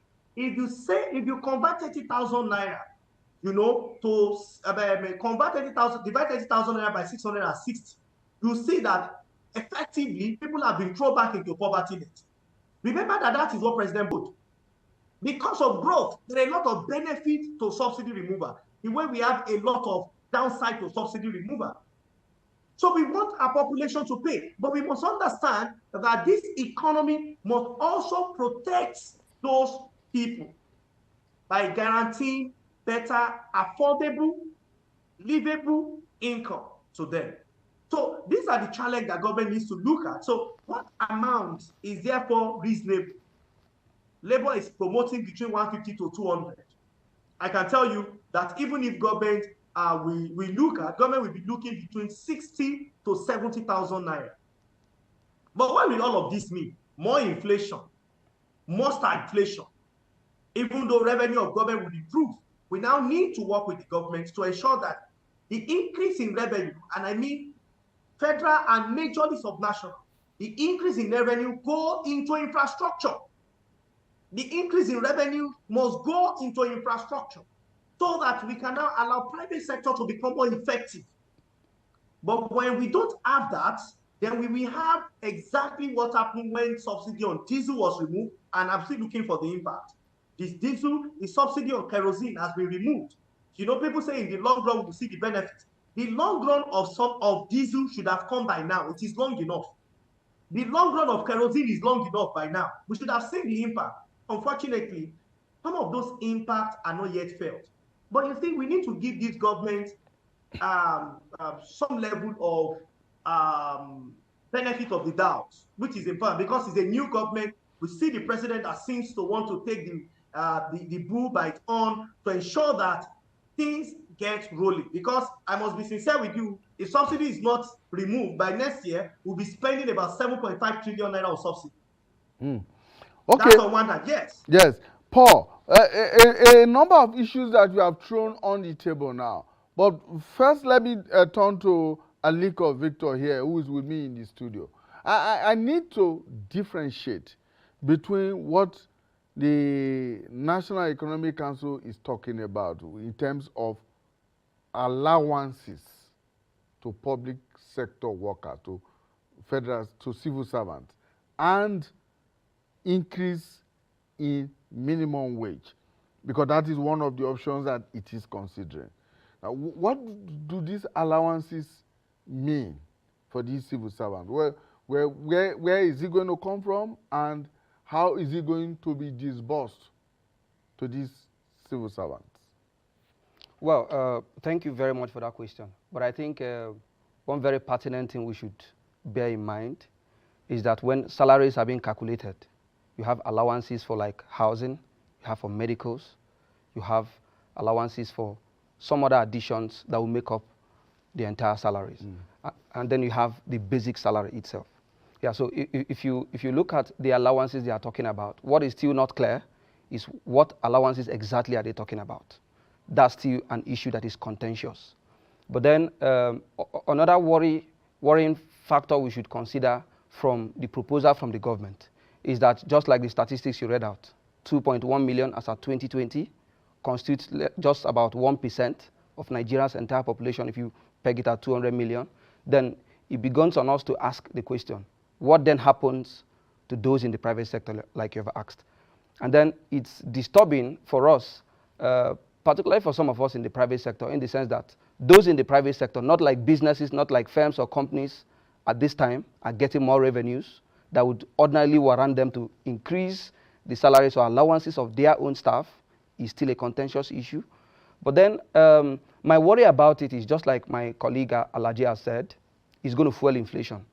And if you look at the correlation between inflation and poverty, has a strong correlation. Most recent index, if you look at World Poverty Clock, they are saying about 91 million Nigerians are living below $1.9 per day. It's still a disturbing issue. That means if you're currently earning the current minimum wage of 30,000 at the moment, if you juxtapose it to $1.9 per day, do the calculation at 660 naira per dollar, you see that if you're even on the current 30,000 naira minimum wage, which more than 2/3 of the states have failed to approve since 2019, it means you're already living in extreme poverty. So what is not clear is government's position. I want to believe that within 2 weeks that the committee has been given to review the issue, they will come out and make it clear to Nigerians what allowance exactly are they talking about. Okay. Yeah. So now, again, another very contentious issue there, Paul, is the question of who these allowance, when eventually it's decided what kind of allowance it is, who it will be applied to. Will it be restricted to federal civil servants, or will it go down the line to civil servants at state level? And well, if it is, where will the states get the money to effect that kind of payment on their own? If, as Victor has said here, some of these states, in fact, several of these states, have been unable to pay minimum wage of 30,000 naira for over 4 years. Well, the good news is that with the removal of subsidy, federal government and states will share the proceeds.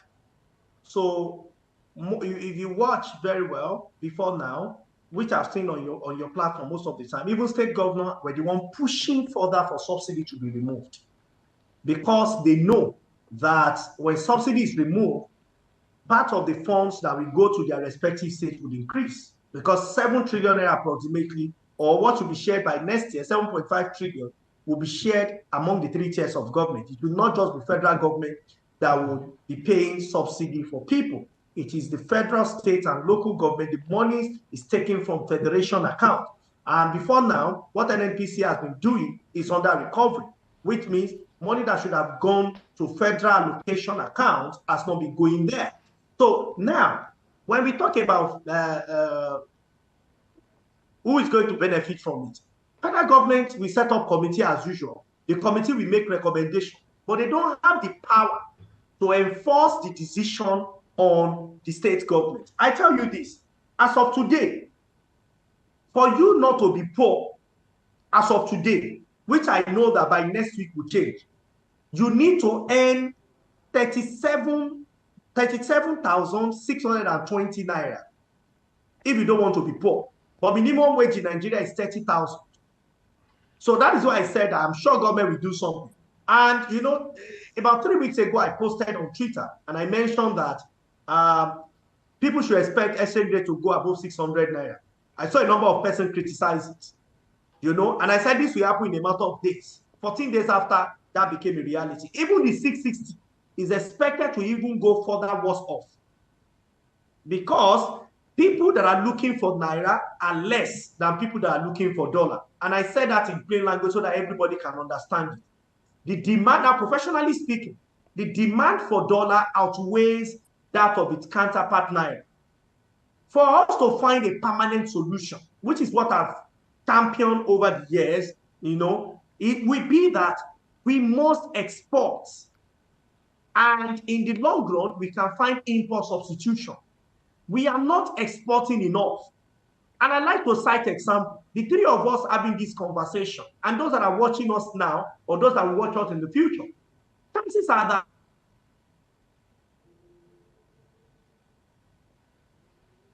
even though the clothes they wear are imported, even though they are tailored, or the designer may be in Nigeria, but in the real sense, the material is not made in Nigeria. Where are the jobs? Are the jobs here in Nigeria or they are abroad? So when we make some policy, we should understand the implications of the policy. The implication of this is inflation. And inflation is the necessary ingredient for poverty. Why? It attacks people's disposable income. Disposable income is money that you have available for you to spend. So when it says disposable income, it weakens it. I give you an example. Some people earns 250,000 and he got a job. You know, 1st of January, the man resumes. By 1st of January, he's paid 250,000 naira. That person will perhaps go to church or go to mosque and share testimony that he got a job for himself and other 5 members of his family, wife, 4 children. But do you know that by end of this year, 2023, December 31st, 2023, the value of that money has been reduced to less than 100,000 naira. Not because the organization will not pay him 250, but because when he takes the same money to the market, he will now buy what? He will not buy up to 100,000. You know who said so? The National Bureau of Statistics. When you look at the average inflation rates on annual basis, Y-on-Y, from 2021 to 2023, it has been, values of money have depreciated by more than 20%. And this is what the agency of government have said. And you can verify it even in our own basket of commodities, in our consumer price index. It is huge, it is impact. So who should get allowance? It should be the entire Nigerians. And how should we give allowance to entire Nigeria? So we have to look for things that is not, you cannot exclude others from consuming it. And that will come mostly in form of infrastructure. What does that mean? Food inflation is the current driver of the Nigeria's headline inflation. The theater of inflation is at the urban center. So what should we be doing to food inflation? We have to do everything possible to bring the cost of food down. Major fear for next month and maximum August. The rates are here. What is the guarantee that we will not have another flood? When you have another flood, the price of onions, the price of rice will be affected again. This is not the first time we're expecting flood.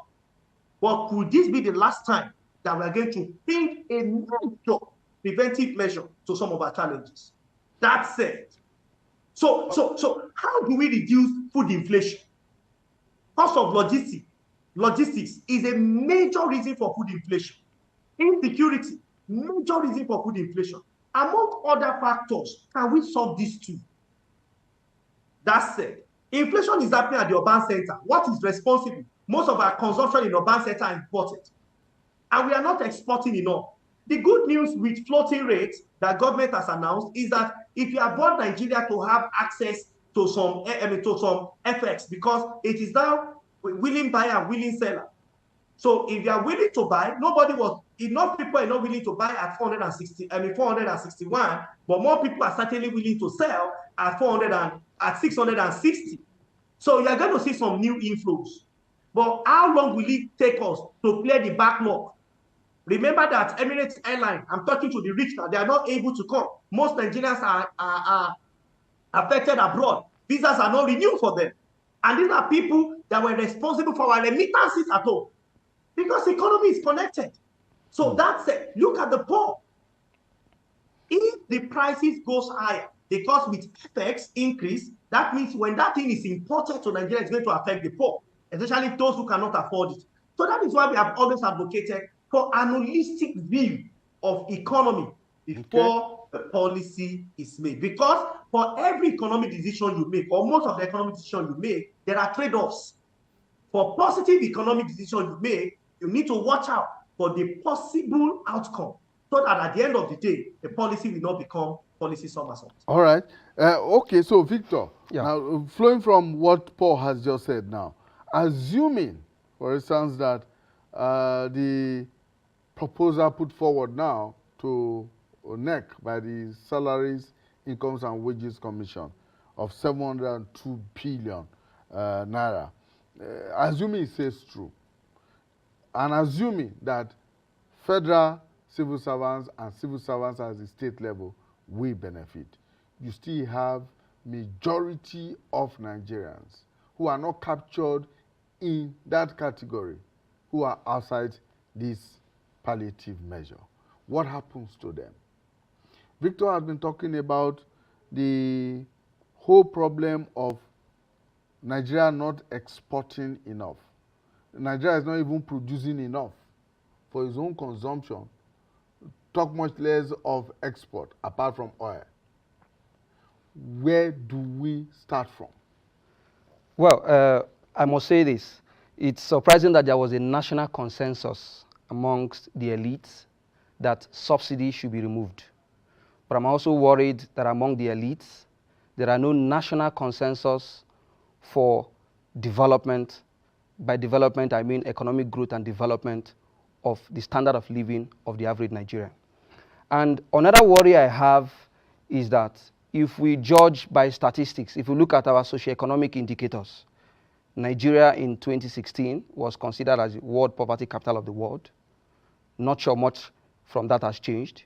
If you look at the World Bank Development Report for last year, it stated that as at when inflation was about 15.5%, about 6 million Nigerians fell below the poverty line. Now, if you also look at other ripple effect, Nigeria has the highest number of out-of-school children in the world. We are judged to have the worst infant mortality rate in the world for children within the ages of 0 to 2. If you also go further, looking at our current inflation rate at 22.4% is still disturbing. Now, the answer is simple. For those in the private sector, they'll be left with no option. Like we can find, if you take a street pool, if you take a pool now on the street, which I have some friends who have been earning 50,000 naira, 40,000 naira before the removal of subsidy. And after the removal of subsidy, if they calculate their transportation costs on a daily basis, it simply makes no sense for them to continue with the job. Now, there are a lot of ripple effects, one of which it is clear to us is extreme poverty. We have more Nigerians fall below the poverty line. That aside, we'd also have cases of food insecurity, like my colleague has mentioned. A lot of Nigerians will find it super difficult for them to have access to just 1 square meal. Now, we're not talking of 3 square meals a day, because it's super, super difficult.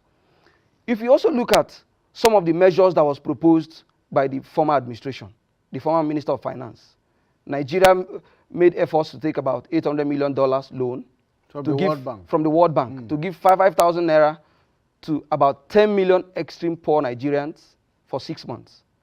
And I asked myself, 5,000 naira for a household of 4 persons, 5 persons, 6 or 10, what will be the significant impact on them? And now if you look at Nigeria's, if you look at our population per se, we have about 47 million Nigerians that are in our social register. So assuming you're giving 5,000 naira on a monthly basis to about 10 million households, what happens to the other 37? Now we're also looking at statistics from World Poverty Clock. It's saying 71 million Nigerians are extremely poor. You're looking at World Bank report. It's saying that about nearly 90 million Nigerians are extremely poor. We're looking at statistics from MBS saying that 133 million Nigerians are multidimensionally poor. When we say multidimensionally poor, it goes beyond food. It means access to healthcare. It means access to electricity. It means access to good housing. These are factors we have to look into.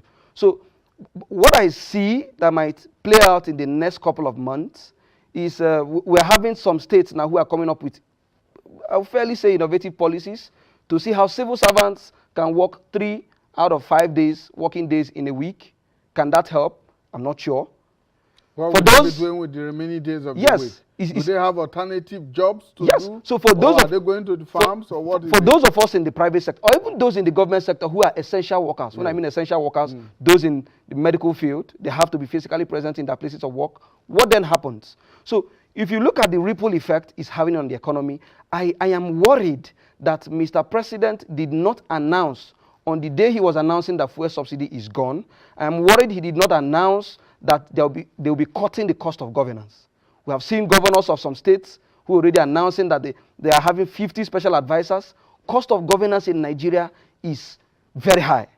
And another question I think we should also be asking the committee is, if they are increasing the minimum wage of workers in Nigeria, are you sure it doesn't also affect the political class, the elites, where we're already complaining that the National Assembly is one of the most expensive in the world? What then happens?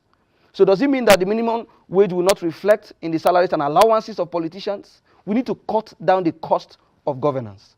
I have that issue. And for me, I also think that there is need for an urgent public service reforms. Because public service reform is the engine or is the instrument of government that will drive government's policies and initiatives.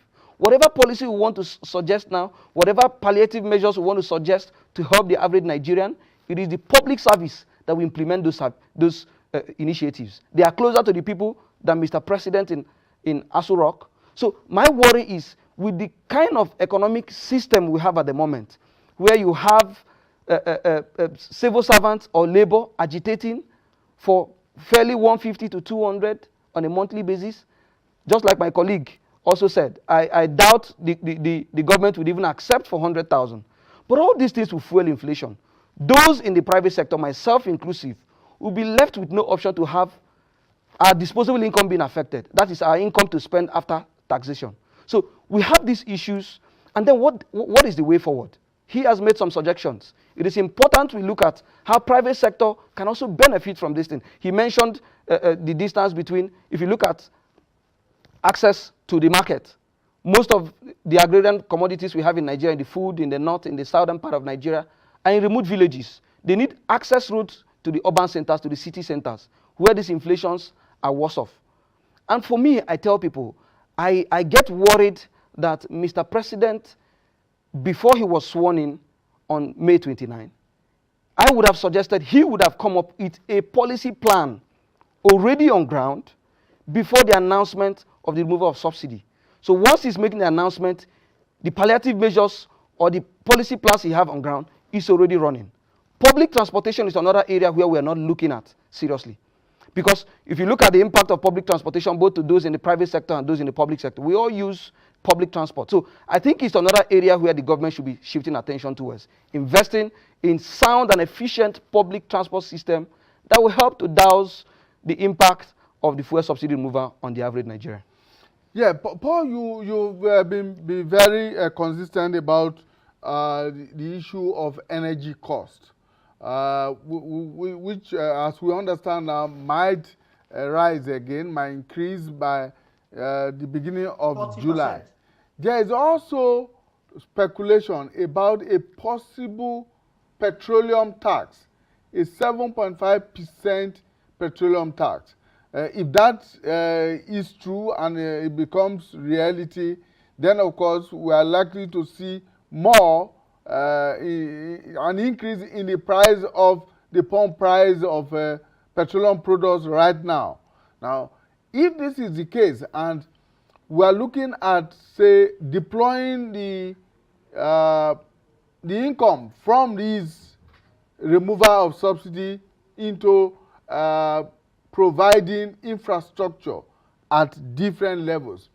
There are those who are suggesting that we might just as well be looking at alternative energy sources for Nigeria at this point in time, and that our continued dependence on oil might just in the long and even in the medium term not sustainable. What do you think? First, we must understand the importance of energy. Why I'm able to talk to you today from Lagos and as the anchor and my colleague in Abuja with you, you are able to talk and shake your head, carry your hands, do everything you are doing. It simply shows that you have energy.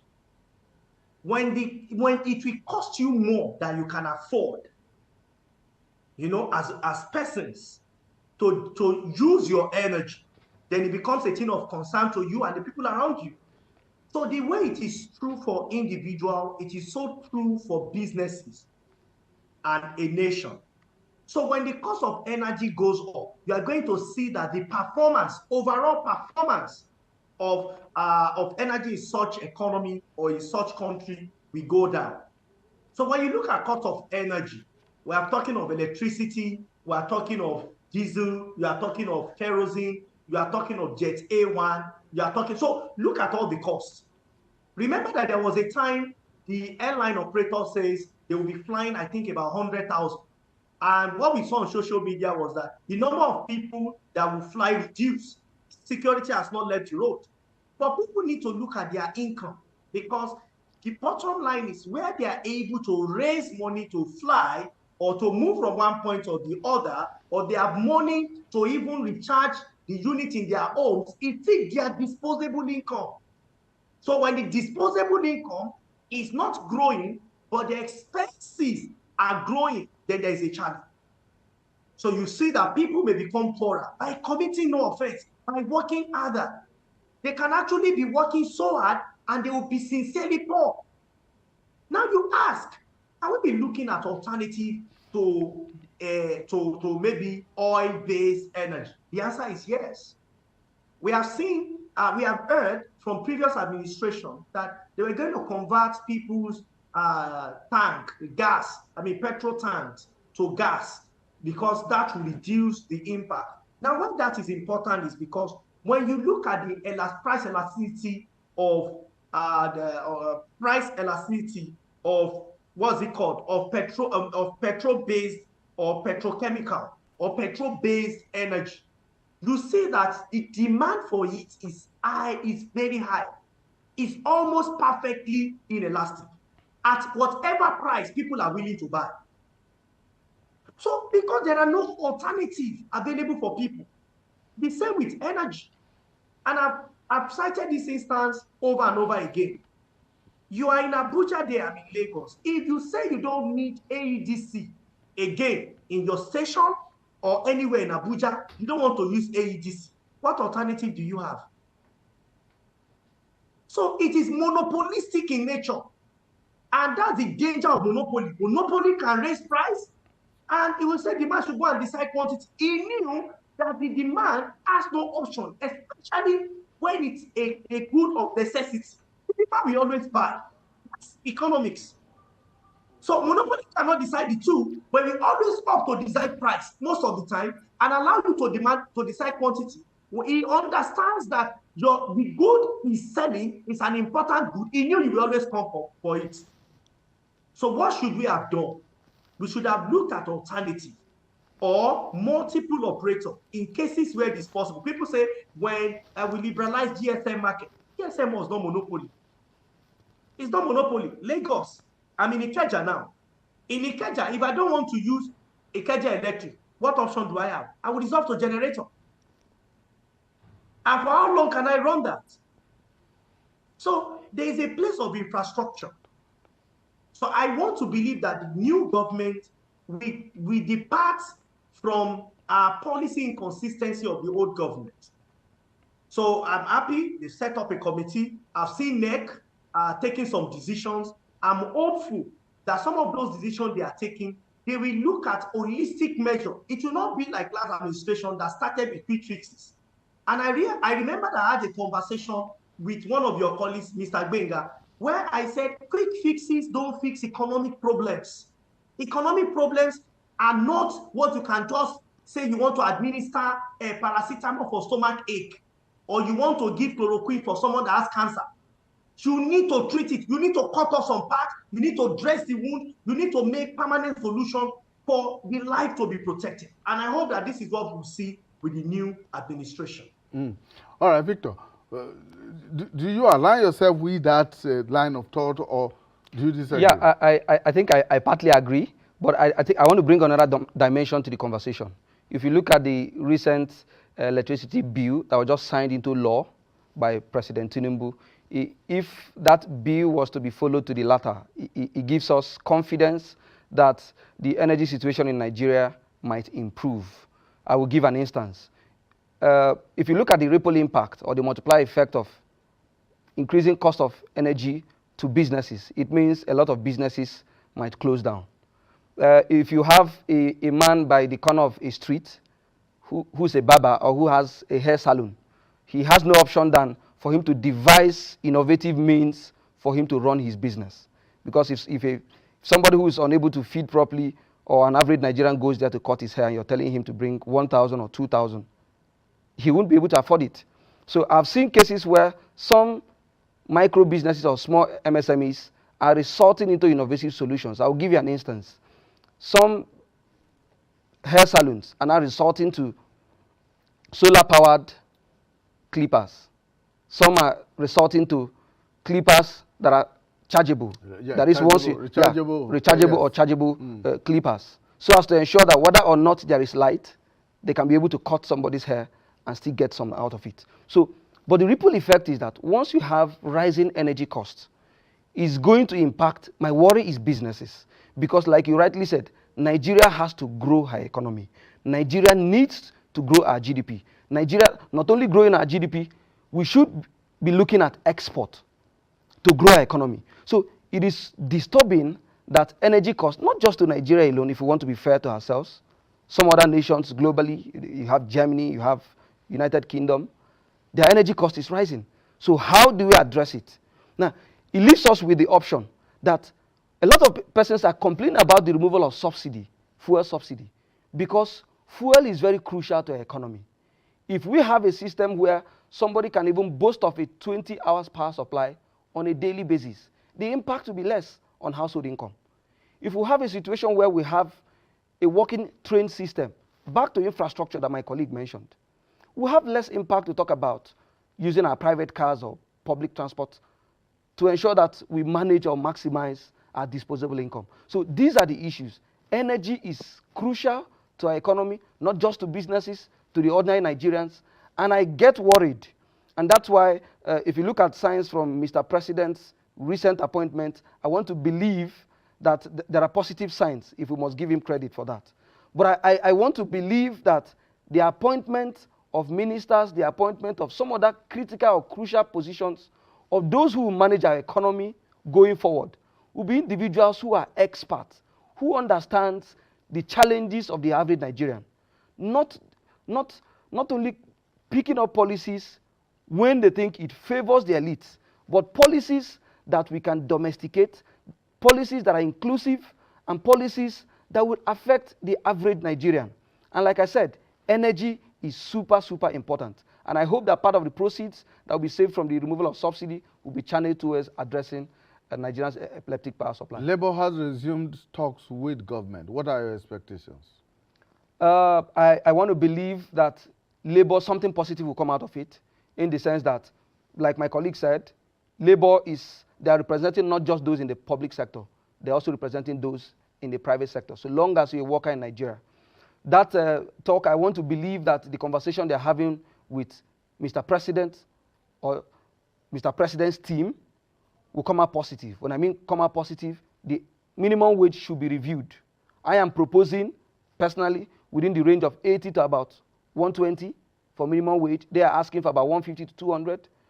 I want to also believe that as we have had a national consensus that fuel subsidy payment is no longer sustainable, we should remove it.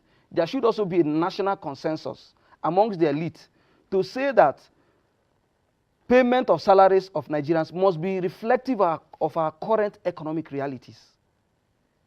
I am confident that Labour, having that negotiation with Mr. President, will come out positive for Nigerian workers. Not only Nigerian workers, those who are in the federal, state, and local government, and also ensure the implementation for those in the private sector. But again, my worry is the fact that some of these policies are incoherent. You have a situation whereby you're trying to increase the salaries or wages of civil servants, and at the other hand, you're still trying to look for other alternative means, either through rising energy costs, either through floating of the naira, which will also, at the long run, remove the disposable income from the average Nigerian. So I think this policy incoherence can be addressed, and I'm confident that Labour will come out. What of Nigerians who are in the informal sector? Again, who protects their interests?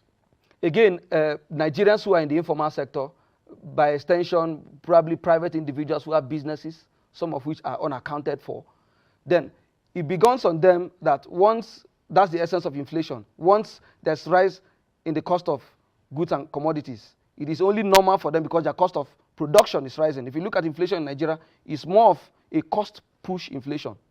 The cost of them transporting their goods through logistics, the cost of them producing, or the cost of these individuals who are unaccounted for in the informal sector, maybe a woman by the corner of my street who is selling banana, it is only common for her. If her landlord have increased her rent, if the cost of her transporting herself from the house to her business premises have increased, it is only normal that they would increase the prices of their goods and services. But I worry that on the long run, some businesses may not be able to survive and they might be pushed out of business. It's almost out of reach now to buy banana here in Abuja, I can tell you that. But yeah. Paul, let's have your last take on this. If you had the opportunity of speaking directly with the president today, what would you be telling him? What direction would you be pointing him to? So first of all, I'll be telling Mr. President that two decisions that have been made, we need to now allow people to breathe on them. First, for people to breathe, we need to allow for the amount that minimum wage will be. It should immediately leave 30,000 naira because it's no longer reasonable. What it should be a minimum of 70 and a maximum of 100 to labor. Now, how do we improve on our infrastructure to pushing the impact of subsidy removal? By that, I mean the president should direct the railways to connect the narrow gauge of the Nigerian Railway Corporation. The narrow gauge should connect to farm producing area in Benue. It should connect to somewhere in Zamfara. It should connect to Kebbi, where farm grains are traded almost on a weekly basis, so that the cost of transporting those grains will not impact on inflation. So for me, I think that is important for Mr. President to look at.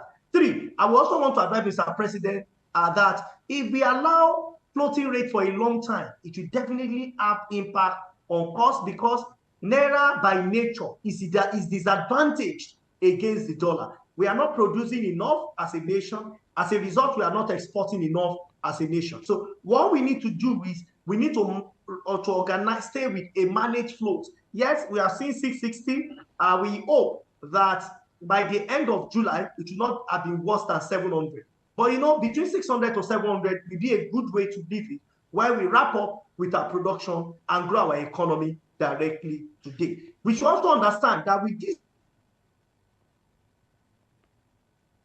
5 trillion naira has been added to our debt profile. I will repeat, with the decision to float exchange rate, 2.5 trillion, as I talk to you today, has been added to our debt profile. Not that we borrow more money, but because the money we have collected in hard currency are also been devalued.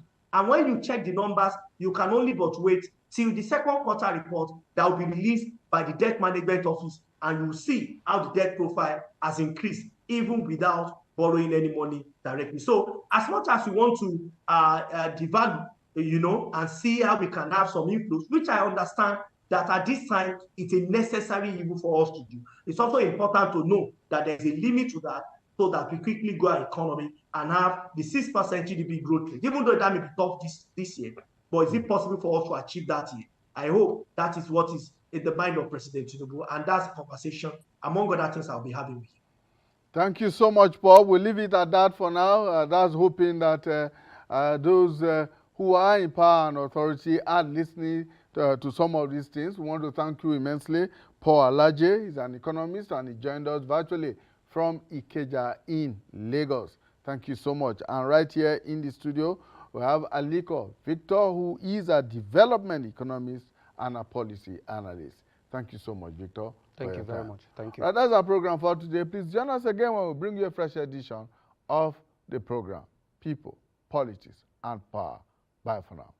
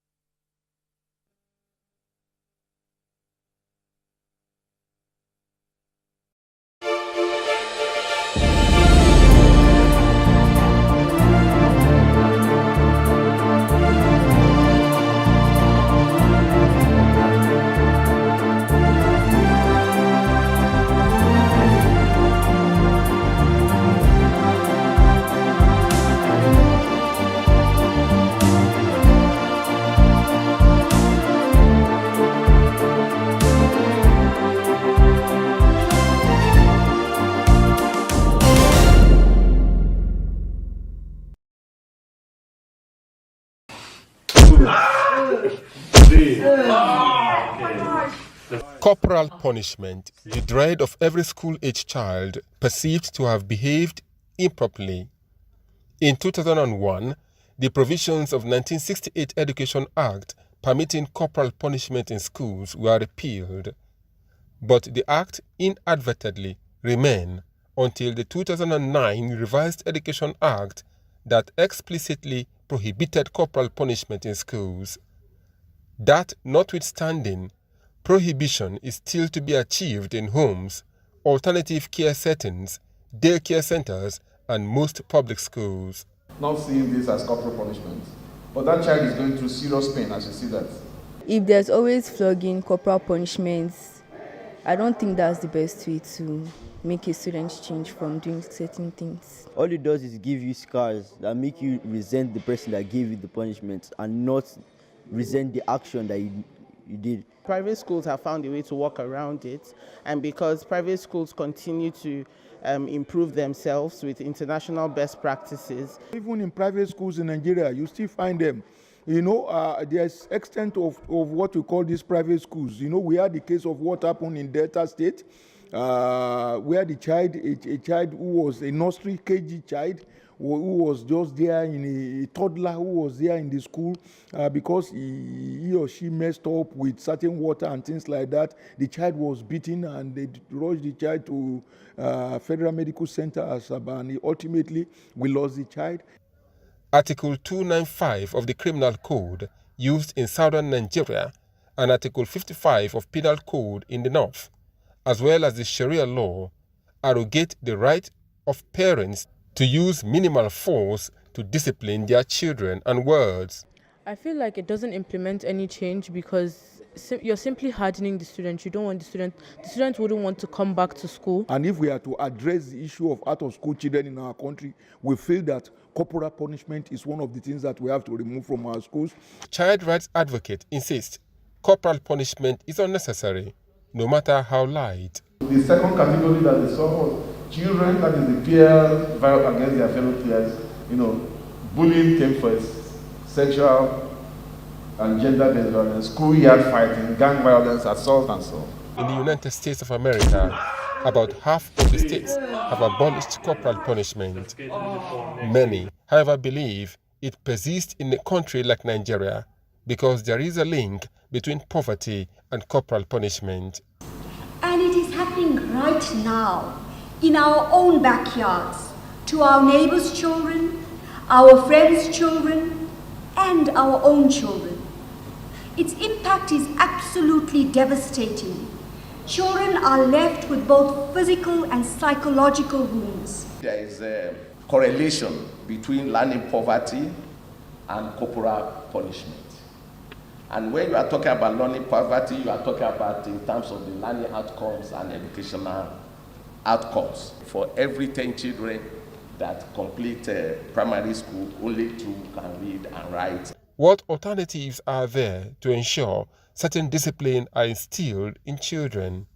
It's not to mete out physical injuries on the child that make the child. They don't even see the reason why they are being punished in the first instance. But when you take them through disciplinary process, through counseling process, and all that, you make them to see the reason. There are so many psychological therapies that we can adopt that will change these narratives. While conferences such as this hold to end corporal punishment in Nigeria, there is a strong appeal on authorities to have continuous refresher training of teachers to ensure that the dangers of corporal punishment sink deep into their consciousness. Abulu Osemahu, AIT News, Abuja.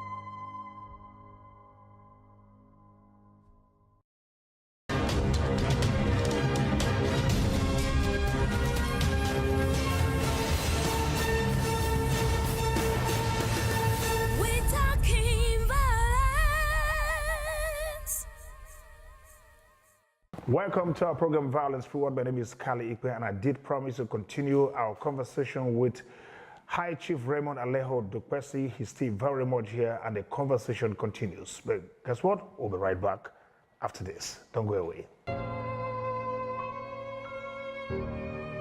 Raymond Dukwesi, 1951 to 2023.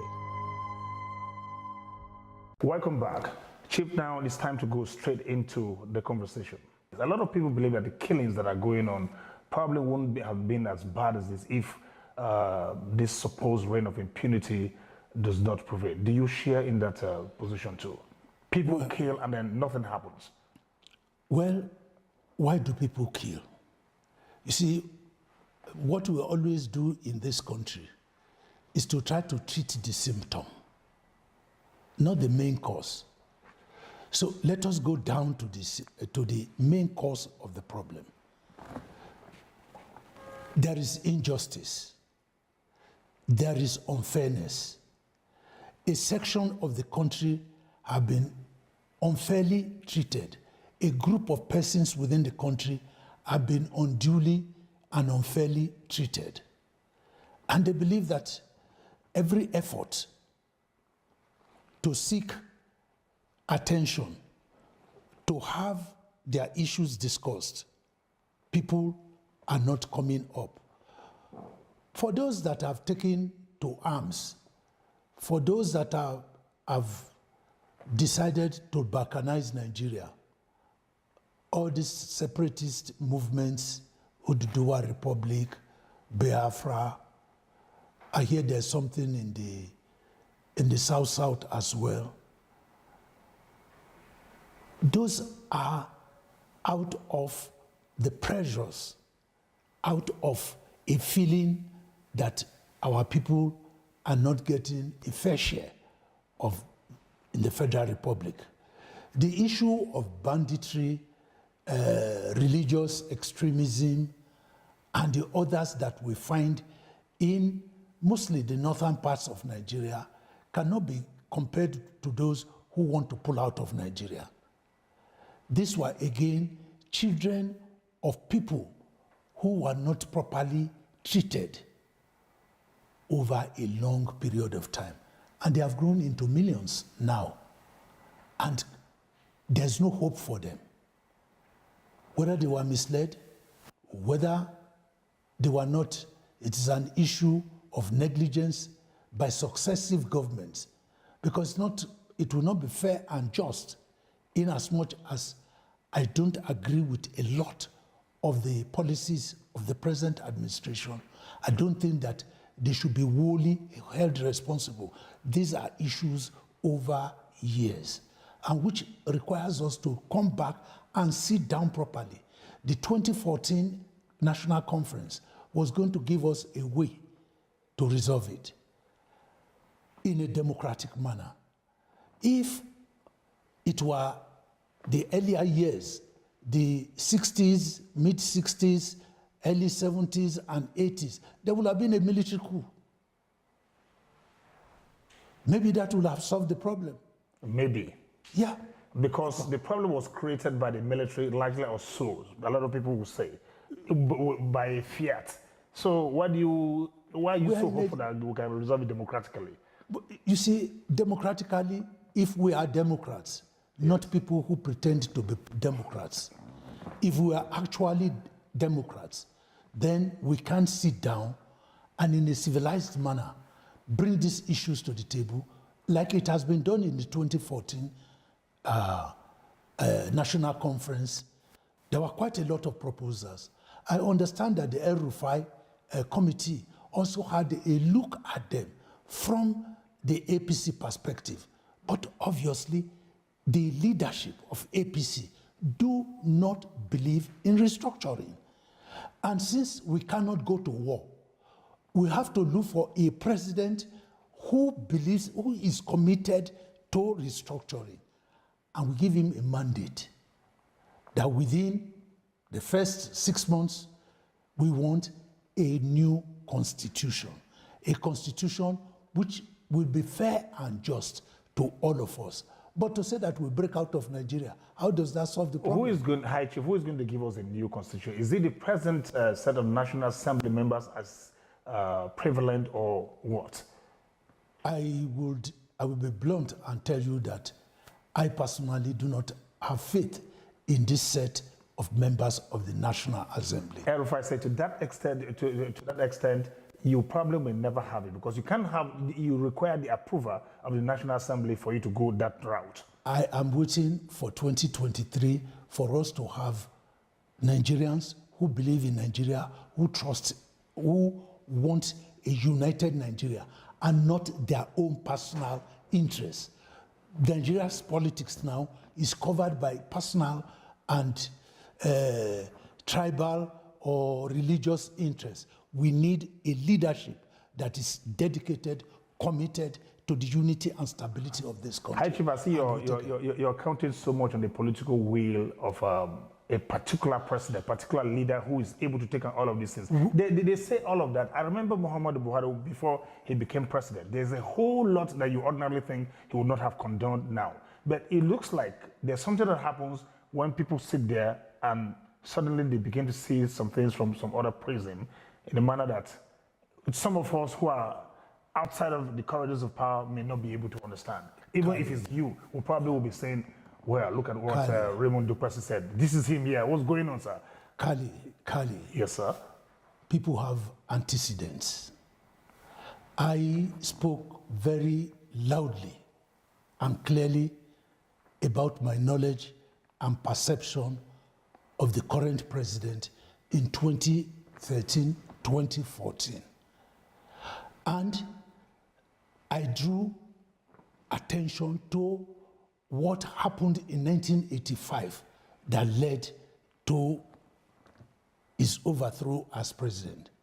But if that was what majority of the people decided, if they are now crying, I can only tell them that do the correct thing. Do what is right for the good of our people. Don't determine the path of development based on your own personal interests, based on what you believe you will benefit. Let us all make sacrifices for the generations coming after us. Well, Chief, there are so many other contentious measures or issues that are coming up, but we're going to come back to the conversation and then have those discussions again. This is Violence Free World. I'm here with High Chief Raymond Duplessis, founder of DAAR Communications PLC. I'll be right back after this time out. Don't go away. Raymond Duplessis, 1951 to 2023. Welcome back. This is Violence Free World. Well, I thought I was putting someone on the hot seat, and it seemed like I'm the one on the hot seat now. Interesting. High Chief Raymond Alejo Duplessis is putting me on the spot rather. I thought I was asking the question. High Chief.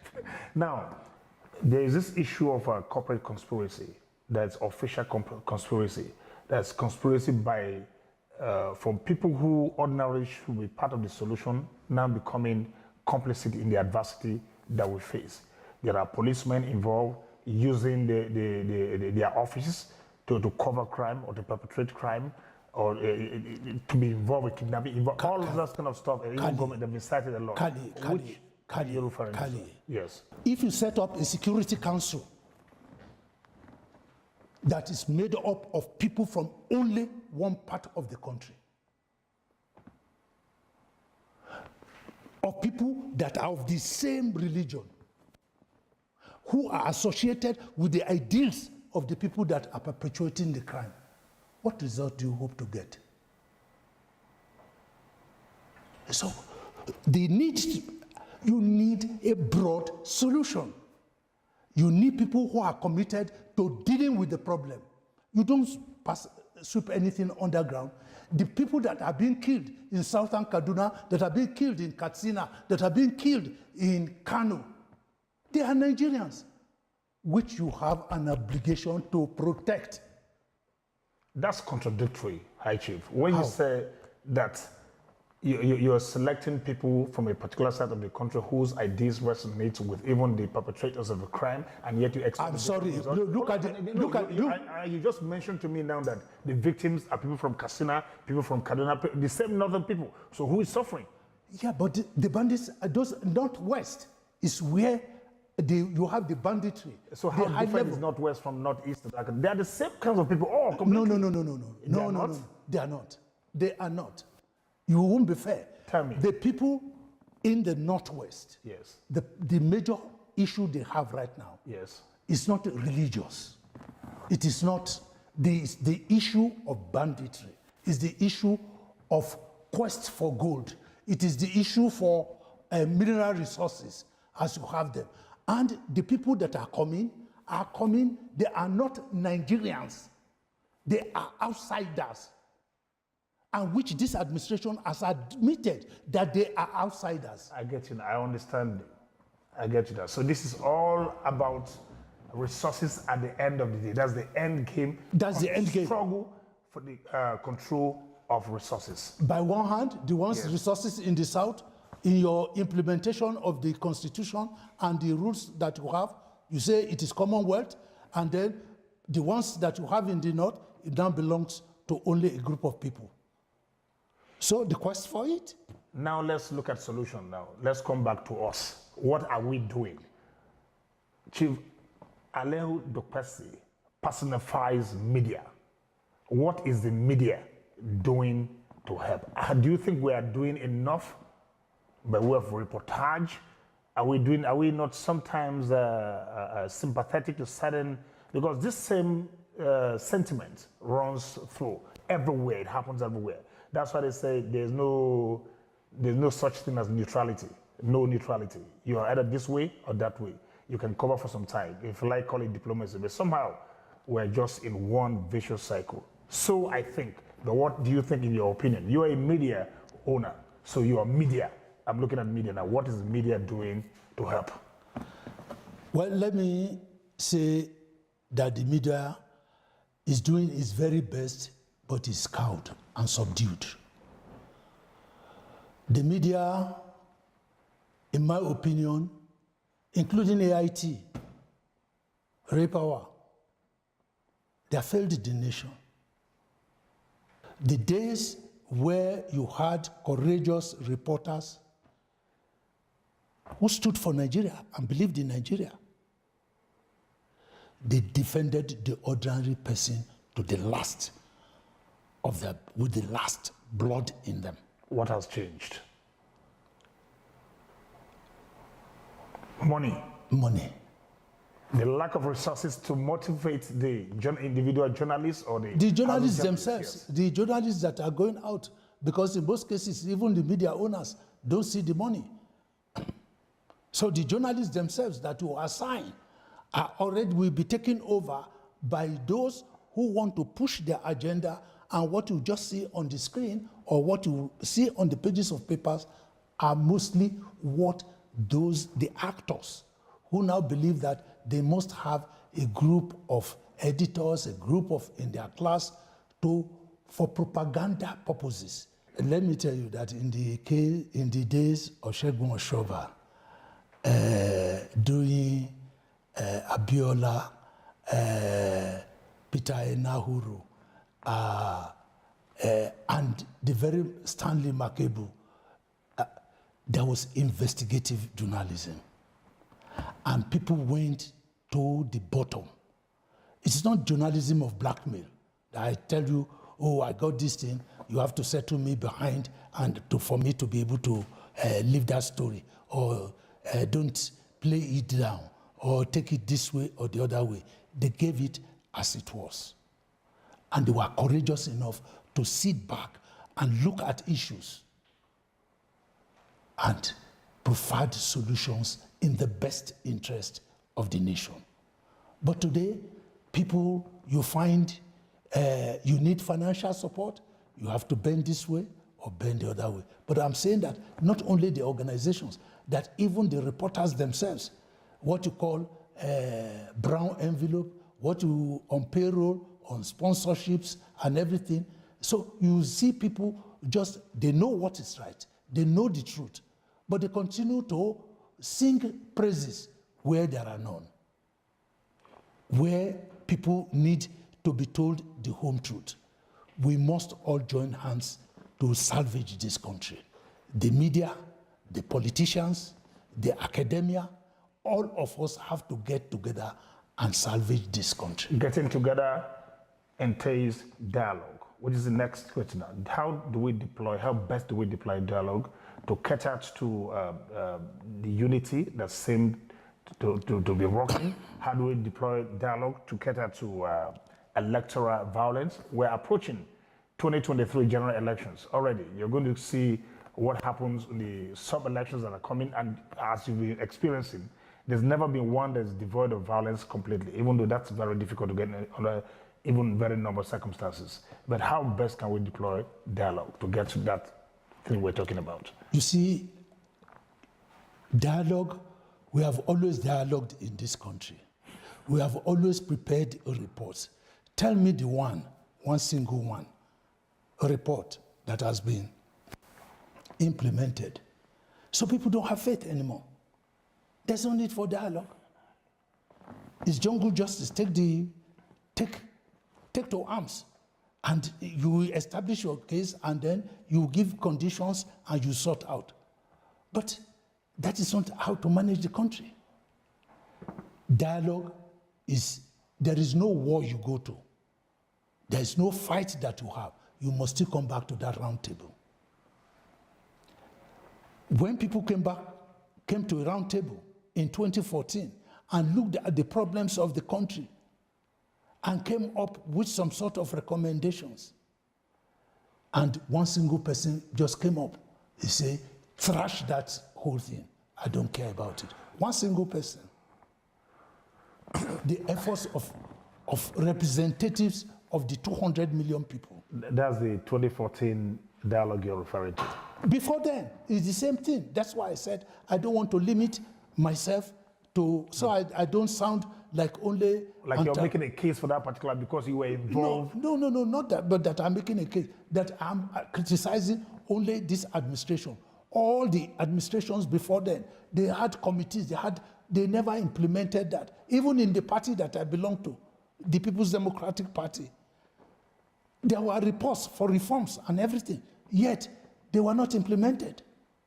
So, at all stages, that is the weakness of the Nigerian politician and policy makers. I believe those dialogues try to cater to this issue of entitlement, rotational presidency, and the place of the minority. When I say entitlement, there are certain people that feel it is our rights, we need to be president now.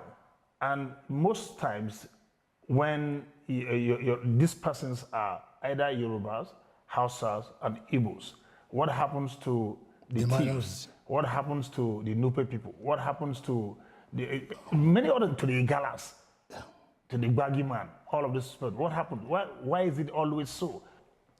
Well, let me say, a lot of people don't agree or don't like General Sani Abacha for the reasons that have been raised. But there's no person that is completely bad. True. President Abacha, in 1994-95, in his constitutional review, agreed that there be rotational presidency in order to give everybody a sense of belonging. Everybody, every geopolitical zone in this country, including the minorities, a sense of belonging. And he said over a 30 years period of the six job, let it go round. So the minorities will have a little bit of the power shift, the minorities and from each geopolitical zone. And that is the essence and the reason, the rationale, the reason, the word for the idea of zoning. Otherwise, how will an Ogbea man, President Jonathan, come and say he's president of Nigeria when you have the Yorubas, the Igbos, this thing? It is part of giving a sense of belonging that even if I don't become the president, you don't become the president, but one of the people that represent our group of minorities has become president. So it is not a matter of sense of belonging. It is true that, yes, people at different times and at different stages in pursuance of their own personal interests, not the interest of the nation, not the interest of the ordinary man, not the interest, they just want to retain that. They want to get to power because they can muzzle a number of people and they tell you that no, abandon that rotation and zoning principle, forgetting where the journey started from. You will recall, if you are matured enough, that there used to be a cap called power shift, which the Yorubas were wearing. You will recall that there was a time when even in the individual states, there was agitation for creation of states and so on, that this major group was oppressing the other. But the clear lesson we have seen from that is that states, people that used to be brothers and sisters, now see themselves as enemies. Take the case of Bayelsa and Rivers. Take the case of Cross River and Akwa Ibom. Take the case of, well, Delta and Edo, they are still managing. Take the case of Oyo and Osun. It is across the whole country. In the southern part of Nigeria that we can see. In the northern part, it's not different. So what was supposed to unite us, to get us all together, and that one has become a big problem. The cost of running this inefficient system has become humongous out of this thing.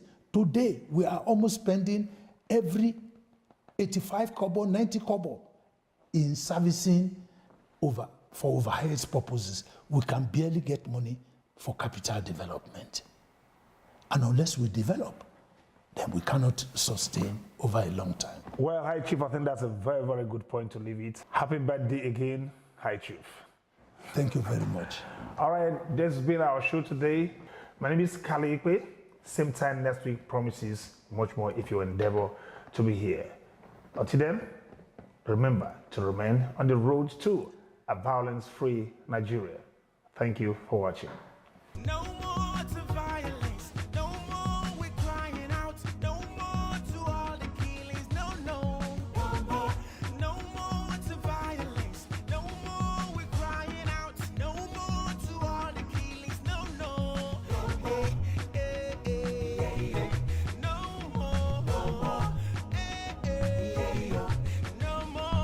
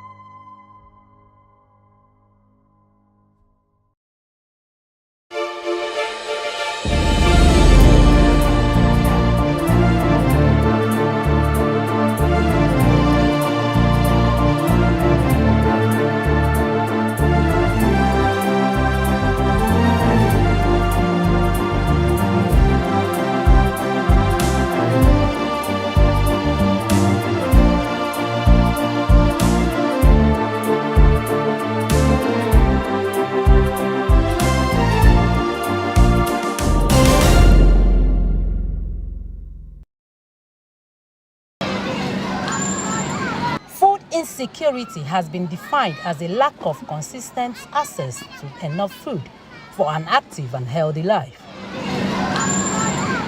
This raises some fears in a situation where there are millions of people all over the world who suffer from a shortage of food and cannot tell if they will be able to feed themselves at the end of the day. In Nigeria, the case seems to be worse. In 2022, food security and nutrition experts from Taraba, Borno, Jigawa, Cross River met in Abuja for 2 weeks to analyze and harmonize food security findings from 26 states and the FCT. The findings do not look good for Nigeria, as they state that 25.3 million people are expected to be in food and nutrition crisis. There are so many issues in Nigeria that is affecting the food security. One is the insecurity in the northeast and northwest. You know, those areas, there are a lot of lands that are being used for planting food, and unfortunately this time around, the food production around that area is drastically low. The issues of food insecurity, malnutrition, poverty have been issues that we've been dealing with ever since this conflict started. Especially now when we see food insecurity on the rise again almost everywhere in the world, and you mentioned a few of the reasons: rising food prices and other challenges. The analysis was conducted at a time when Nigeria was grappling with the effects of the devastating heavy rains and floods that negatively impacted on over 20 states, destroying farmlands, crops, and other means of livelihoods. Other factors that have affected food production and access to quality food, resulting to high food inflation, include lack of investment in agriculture, high cost of fuel, road transport extortion, COVID-19 lockdown, the Russia and Ukraine war. The report also indicated that food production belts in Nigeria have been destroyed by insurgency in the past 12 years. The UN report said prolonged insecurity has cut off access to farmland for hundreds of peasant farmers, as many of them are killed in their farms. Millions of farmers have died in the hands of Boko Haram, bandits, herders, and other criminal groups, just as a good number of them have fled for fear of being killed. Insecurity has sacked farming communities, turning food producers to internally displaced persons. These have rendered government's policies to ramp up production counterproductive. The military and the other security agencies has to live to their expectation. Criminal must be dealt with the way he is supposed to be dealt with. That is, he is supposed to be dealt ruthlessly, because how many people they kill, how many people they rape, how many people they collect ransom for. The second aspect is the natural conditions, and this natural condition is as a result of climate change. Previous year we experienced in Nigeria drought. This year we have experienced flood, and these two natural disasters, you cannot predict which one is going to happen. Harvest losses, which is estimated to be about 3.5 trillion naira annually across Nigeria. If you take that alone, you see that the investment in agriculture is lost. So those losses are across the state. The impact of all these decreased food production. With higher demand and fewer supplies, food prices have soared, as Nigeria is currently witnessing one of its worst consumer price inflation in years. Over 25 million people are expected to be in crisis or worse situation for the projected period of June to August 2023. It has been projected that the number of vulnerable population may rise unless conscious efforts are made to provide strategic resilience-focused interventions and humanitarian assistance. In the rural communities where, of course, many of these people live, they face lots of challenges that are humanitarian in nature that require quick assistance. Secondly is the fact that more investments are needed, particularly on climate change adaptation and anticipatory actions to help people better adopt. For a country blessed with arable lands, huge population to support commerce, and untapped natural resources, experts say the level of hunger and poverty remain unacceptable. For them, many Nigerians do not earn up to $1 per day. About 43% of Nigerians, which approximates 89 million people, live below the poverty line, while another 53 million people are vulnerable. Given the scale of these challenges for Nigeria, players in the sector fear that achieving Sustainable Development Goals, SDG 2 of zero hunger, and other related SDGs may be a tall dream. They believe that factors contributing to the increasing cost of food seem not to be reversible in the short run, as government assurances on security are yet to be redeemed. They advise that government take urgent action to tackle the issues affecting food security in Nigeria. Ngozi Onyejiako, AIT News, Abuja.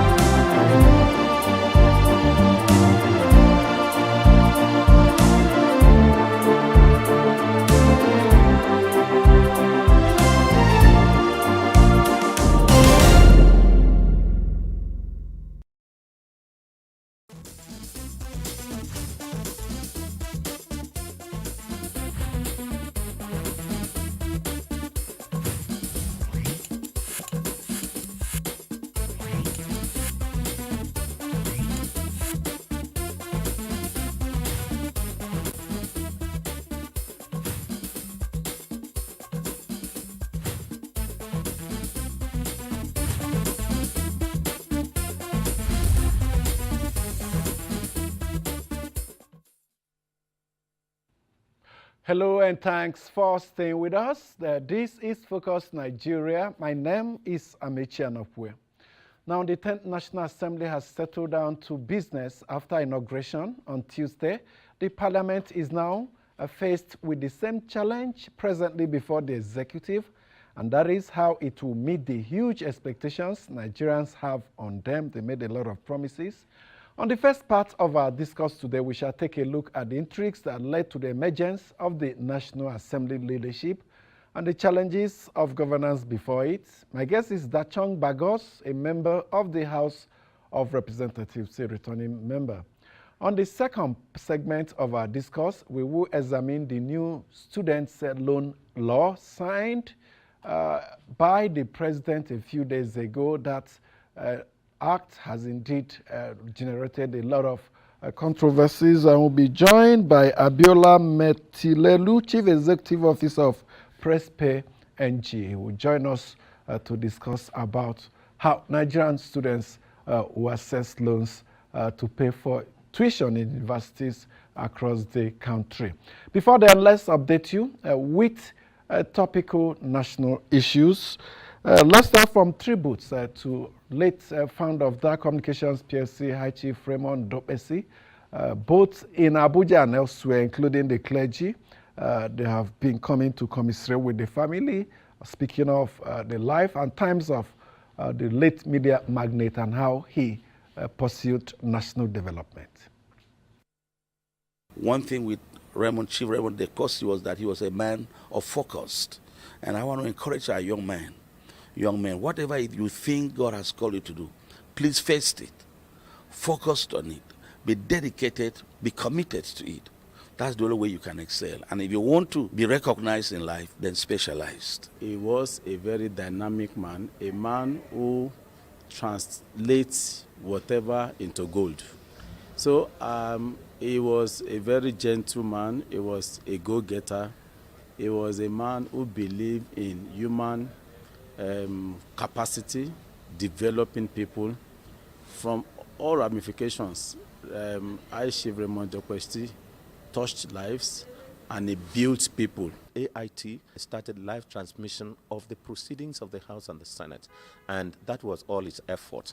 And even in the political scene, despite being PDP as it were, he was and he provided his media space and voice to every political party and every political actor in the country and in the world. I'm not sure if Nigeria and the broadcast world can have such a man again in the next 100 years. Marine engineer, came into broadcast, revolutionized it, turned everything around, and Nigeria has exploded with broadcast talent. My own experience is quite like so many other people who worked in DAAR Communications. I just walked into his office one day and the rest is history. There's a need for us to immortalize High Chief Raymond Dopesi. If not for anything, for the fact that he has been able to have a serious imprint in the sense of time. Having been able to be a pioneer in the industry of which the government is out of it, the private media industry, I think there's a need for the government to immortalize him, to make other television stations or also make some public space that has to do with media industry with the name of High Chief Raymond Dopesi. He believed in Nigeria, that is why he remained in Nigeria. He have all it takes to go to any country to go and develop. But he decided to remain in Nigeria to make impact. We should emulate him in that aspect. That is one. Number two, I also want to say here without mixing words, that sometimes we want to emulate some of our elder statesmen, but what we see from them is not quite encouraging. I want to urge them to show us the right direction like this man did. If you're able to live a positive life, the people who have taken you as a role model, they also emulate you positively. The nation has lost a patriot and a philanthropist. The church has lost an evangelizer and an evangelist, because through his media outfit, he's done so much for the proclamation of the gospel message. And so it is only right that as church leaders, we will, commiserate not only with the DAAR communication, but also with the family, and to thank the family that has given us this wonderful man. Okay, day after it chose its leadership, the House of Representatives and the Senate moved into plenary on Wednesday. And in the House of Representatives, it was about palliatives for fuel subsidy removal, with members advising the president to quickly come out with measures and programs that will cushion the effects of fuel subsidy removal. The sudden fuel subsidy removal has left millions of Nigerians terrified, thus causing untold hardship as Nigerians grapple with the challenges of meeting up not only with the high cost of petrol, but also the consequent increase in prices of goods and services. Okay, the advice there is for the executive to move quickly. Of course, reports say they're already on it, but it has to be quick because the suffering is already increasing, taking its toll on the people. And just on Wednesday, the Group Chief Executive Office of NNPC Limited, Melekari, met with the president, and after he told correspondents at the State House that there are plans to distribute cheap fuel to Nigerians. Yes, I'm aware that Mr. President is working on several steps to bring palliatives on ground so that Nigerians can benefit from it. More than anything, there's a structural approach to make sure that Nigerians have access to cheap fuel in the form of CNG and LPG, and this is work in progress, and I believe that this will be rolled out very soon. So there's already ongoing rehabilitation exercise going on the refinery. You'll see what's happening. I'll invite you to come and take a look at it. Nigerians are surely waiting for these palliative measures because the policy actions of the present administration is one that will indeed increase payments on the part of the people, loss of income on their own part, higher prices for fuel, more prices perhaps if the plan to introduce tuition into Nigerian universities work, parents will now have to pay more. We'll be discussing on the second part of our program, the new Students' Loan Act and how it will impact on the people. Of course, the central bank on Wednesday floated the Naira. In the interim, some will say the value of the Naira may even go down in the parallel market and may show up much later, depending on how the country puts its acts together. There are several policies that will indeed hit the people, so quick action on the part of the executive with palliatives that will cushion the effect is not just desired but urgently needed. Now, Abdul Rashid Bawa, EFCC chairman, was suspended on Wednesday. A few hours after that, he was invited by the DSS, and as we speak, is in the custody of the secret police. Apart from Bawa, suspended CBN Governor Godwin Emefiele is also with the DSS. Perhaps their detention rooms may not be far from each other, but one thing is, one question is begging for answer. That is what becomes of these two state officials. They were suspended from office, are being interrogated. When are we going to see prosecution? In the past, so many persons have been arrested after suspension and we didn't see prosecution. We hope those security agencies will quickly tidy their house and put it in order. But in the EFCC, some interesting scenarios since the creation of that anti-corruption agency, all its chairmen have been booted out of office. None is yet to complete a tenure. Nuhu Ribadu, pioneer chairman, was eased out. Farida Waziri, Ibrahim Lamode, the very last before Bawa, Ibrahim Magu, and now Abdul Rashid Bawa. Does it mean that the next EFCC chairman will also face the same scenario? Are we likely going to see a break of that record? We'll put our hands to see. Let's go for our discourse where we'll take a look at intrigues in the House of Representatives, how the leadership emerged, and challenges of governance before them. Do stay with us.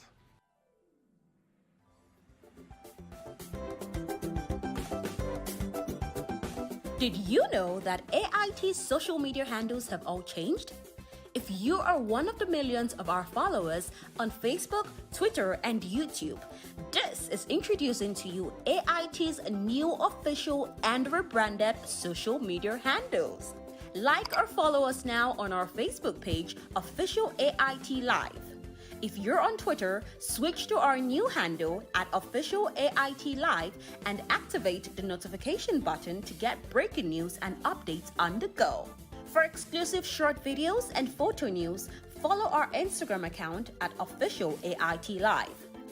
Subscribe to our YouTube channel, Official AIT Live, and enjoy live streaming of news and your favorite programs, where you can also watch our broadcast materials at your own convenience. Note that Official AIT Live is the only authentic social media profile name with all the handles on our website ait.live, with a notification prompt to accept and receive breaking news and updates on the go. Log on to Facebook, Twitter, Instagram, and YouTube platforms on your smartphone, tablet device, laptop, and desktop to follow us now.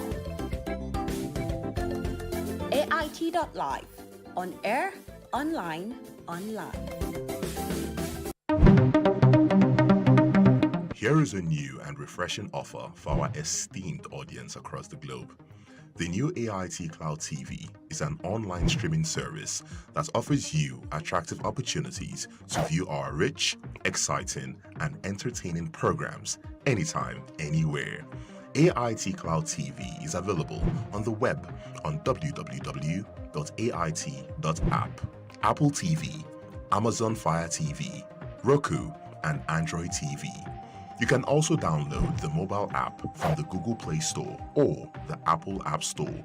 Simply connect to the internet, download the app, register, and watch live or catch up on unlimited hours of exciting shows. AIT Cloud TV. TV on the go.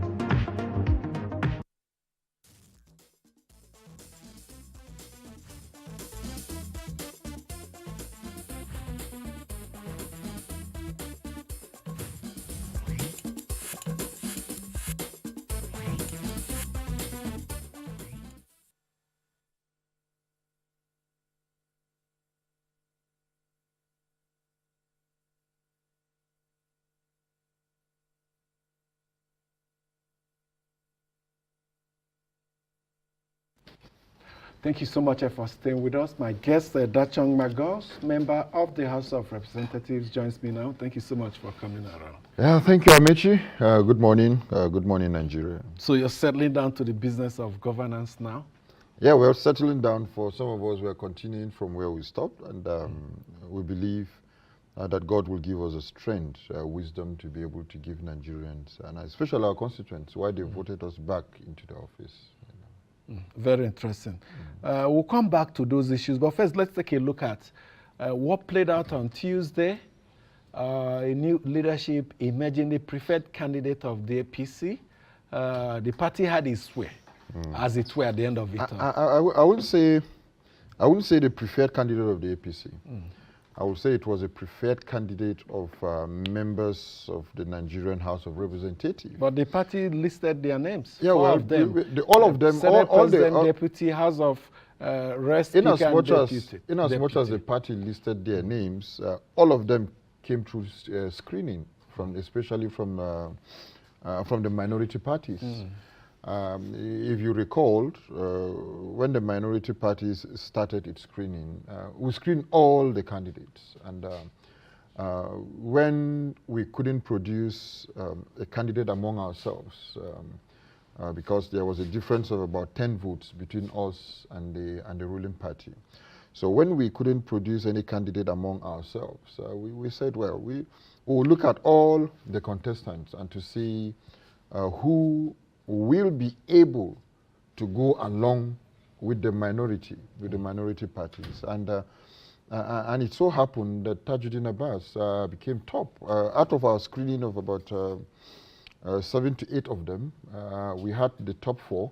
And out of the top 4, he emerged. And let me tell you, the decision to vote Tajuddin Abbas was not in any way, I can clearly tell you, was not in any way an APC preferred candidate. It was the members. Are you certain? Because candidate. a lot of people say, yeah, because once the party points at direction, it's always difficult to stop it has there. happened in the past in the House that the party has pointed in a different direction and a different candidate emerged. And in the past, it has always been the strength of the minority and opposition that usually produces the speaker.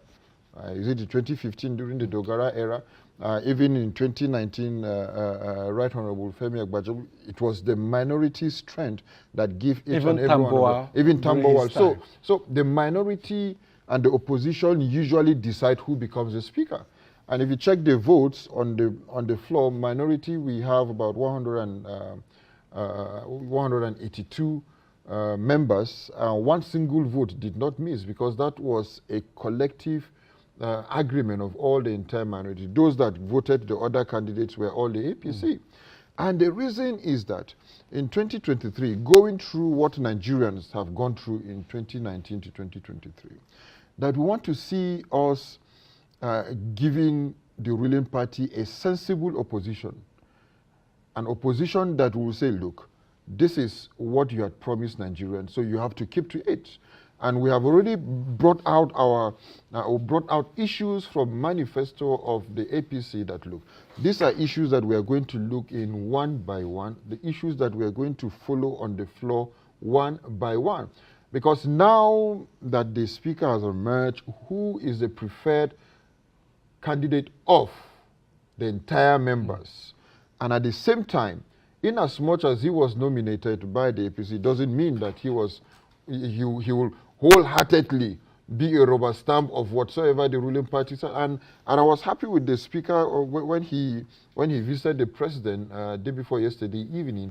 He said he recognized the fact that the opposition played a major role in him being emerging as a speaker as the minority parties. And again, he still recognized the fact that he already has a rope on his neck that the minority parties will be looking up to him. So the House will not be a supposedly rubber stamp House of Representatives as people. Let's wait and see. Yeah, what the outcome will be. You should be head up strong that with people like us and a lot of seasoned legislators on the floor, that definitely that rubber stamp will not happen. And mind you, the difference of the minority being part of Tajuddin Abbas' administration, the difference with 2019, if you remember in 2019, we had some tussle of our minority leadership. Where who will become the minority leader and minority leaders. You know that we were not in support of the then minority leadership, that even they were even suspended. But now we want to make sure that all our minority leaders are whom the minority parties agreed upon. And that's why you're going to see a difference that even a Labour Party candidate will be part of the minority leaders this time around, because in the ninth house, the speaker, then Bajabiamila, ignored the party's prescription. Yeah, of a minority leader, not just went for the other. Not just ignored, not just ignored, but a lot of them, some of the minority were not in support of who became the minority leader. But it's always a decision taken by the party, isn't it? But the decision taken was by the party, wasn't even the person. But nomination starts from the members. Then the party adopt, party advise as well. So this time around, I can assure you that who will be our minority leader and leaders of the minority will be that which will be agreed by the entire minority. Maybe the situation would have been different if Betara had not stepped down. Because just before the election, he had generated some momentum. Yeah, well, I wouldn't know, because from part of what I stand as a spokesperson and leaders for all the minorities, we were not aligning with any candidate, but rather we were screening all the candidates to ensure that a preferred candidate emerged that the minority parties will all support. So whosoever had his momentum and whosoever did you screen Betara? Absolutely. And you found him worthy? We screened Betara. Well, that is not what you want me. I told you 4 came top, but I won't tell you who among the 4. But then at least Abbas was among the 4 candidates. What I won't tell you who were among the. Yeah, but what candidates. I said that if Betara had gone on to contest just like Senator Yari did in the Senate, would have seen a stiff contest. Yeah, well, maybe it could have been different. Maybe it could have been actually be different because when you have some of them that have gathered members behind them, definitely you could have seen. But for them to have, at the end of the day, dropped to support the candidate of their own party, who became the candidate of the members, yeah, well, they have their own understanding. That is politics, by the way. All of us contesting at the point, we have to, at the point, talk to our opponents, look, key into our ideology to be able to move our constituents or whatever we want them to agree upon. So that was what really played out. But in understanding the intrigues of this, what the minority have agreed to do is that we are going to give a sensible opposition. And if you see yesterday, the person that moved a motion for palliative on the floor of the House through a motion that Nigerians should get, that the federal government should ensure that Nigerians get palliative, is a member of the minority from NNPP, Honorable Madaki. So that is the kind of opposition we want to start giving out, that look, well, these are issues that Nigerians are facing. You need to address this issue. So it is when federal government did not address the issue of palliative, you will now see the challenge. That you describe what happened as politics, and I agree with you. What we are hearing was that the pressures was made to be on Betara to step down. Promises were made, including retaining chairmanship of. Yes, that's what we are hearing. Yeah, well, chairmanship. Maybe you're not hearing from our own sources. Not that I'm not hearing. I'm not part of their party, so I wouldn't even know what they Okay, did, I'm sharing with you now. Yeah, so well, but even if you're sharing with me, you know that I always speak on facts. So yes. if it is not factual, just to present the scenario. Rumors there. Now, promises, retained committee chairman of appropriation, ministerial slot for Borno State, the vice president also coming from Borno. And who led the charge? You saw him on TV. Well, he was right there to, he was the one that announced that Betara I wish. Now, that's by the way, it's not for you to react. What promises have been made to the minorities by the speaker in the course of campaigns? No, the only promise that I can categorically tell you that the speaker have made to the minority is that he will ensure not just that the opposition will have its say, the opposition will have its way in terms of issues of national building. That the speaker has promised us. It's the promise that it's not about palliatives that people might be able to look at. No, he has promised us that in as much as we are the, minority parties, there's the saying that the minority will have its say, the majority will have its way. But this time on the floor, the minority parties are the majority.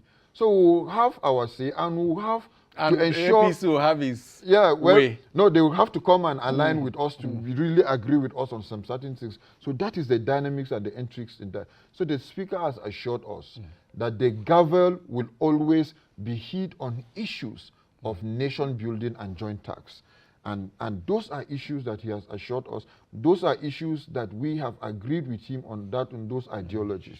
Because you cannot and we will not be able to mortgage our 4 years on some certain promises that will not build the country Nigeria.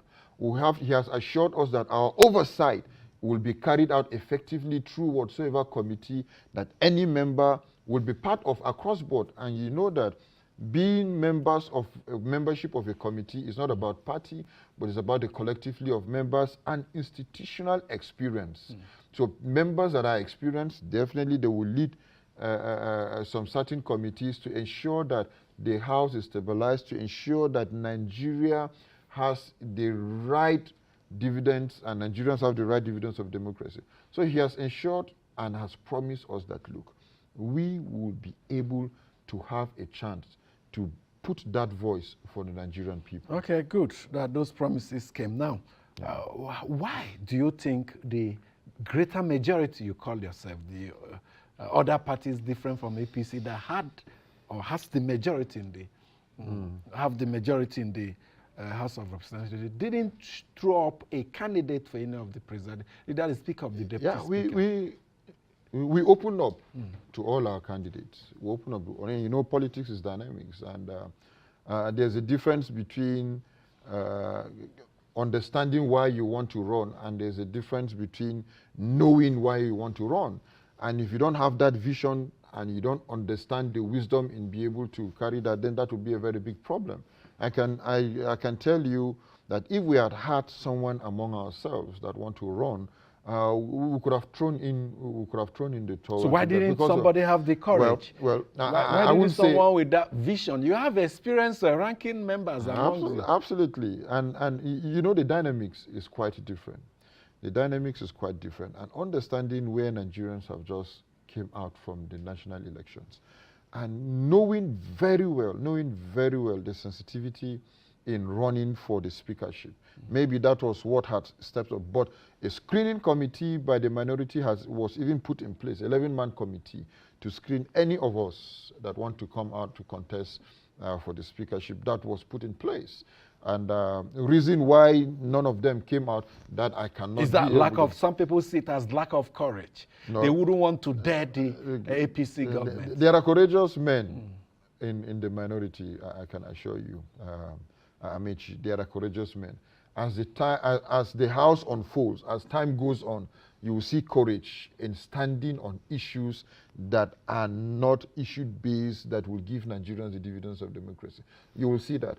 And maybe what one of them, I can tell you in confidence, he said, well, you want to see that whosoever becomes the speaker out of the APC extraction, if they fail, Nigerians will hold them responsible that they have failed.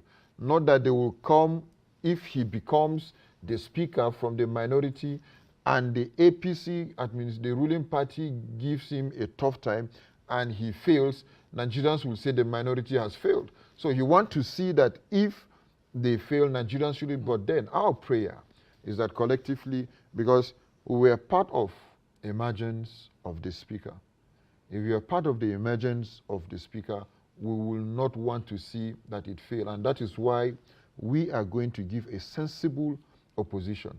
Motions that will come in will be those which will guide Nigerians, just like the ones that started yesterday. And again, the laws that will ensure that it comes in will be that which will guide Nigerians. Some things that have been repeating itself in and out that has made Nigerians, or make the Nigerians' politics to look very unstable. Those are issues that we want to look to address them. Just like before you started, the suspension of the EFCC chairman. For how long are we going to continue on that? Which means there is something wrong in the system somewhere, that the system could not be able to address the issues on certain heads till when they leave office, before they are not being. So whatsoever that must have had happened at whatsoever point, the system is supposed to have checkmate it immediately, so that when you are leaving office, you leave office as a clean man, because the system has already checked you. Not that you leave office, that whosoever comes in will now check the books and see that something went wrong. So those are most of the issues that we want to see how we can start addressing that. The system of governance, the system of political driven forces within the country should be reached. I think the National Assembly should show example with leadership here. Yeah. Because by structure, the nature of our democracy is executive, legislature, and judiciary, and these arms, different arms, are to serve as checks and balances on each other. The ninth National Assembly you were part of, a lot of people call it rubber stamp because it failed to do the necessary checks and balances. For instance, issue of debt. Any request from the executive, whether it violates our law, whether it's not tenable, I look at that, yeah. Whether it's not augur well, we're all approved, and at the end of the day, we have seen the trap. We have found ourselves. You mentioned heads of agencies who hold sway.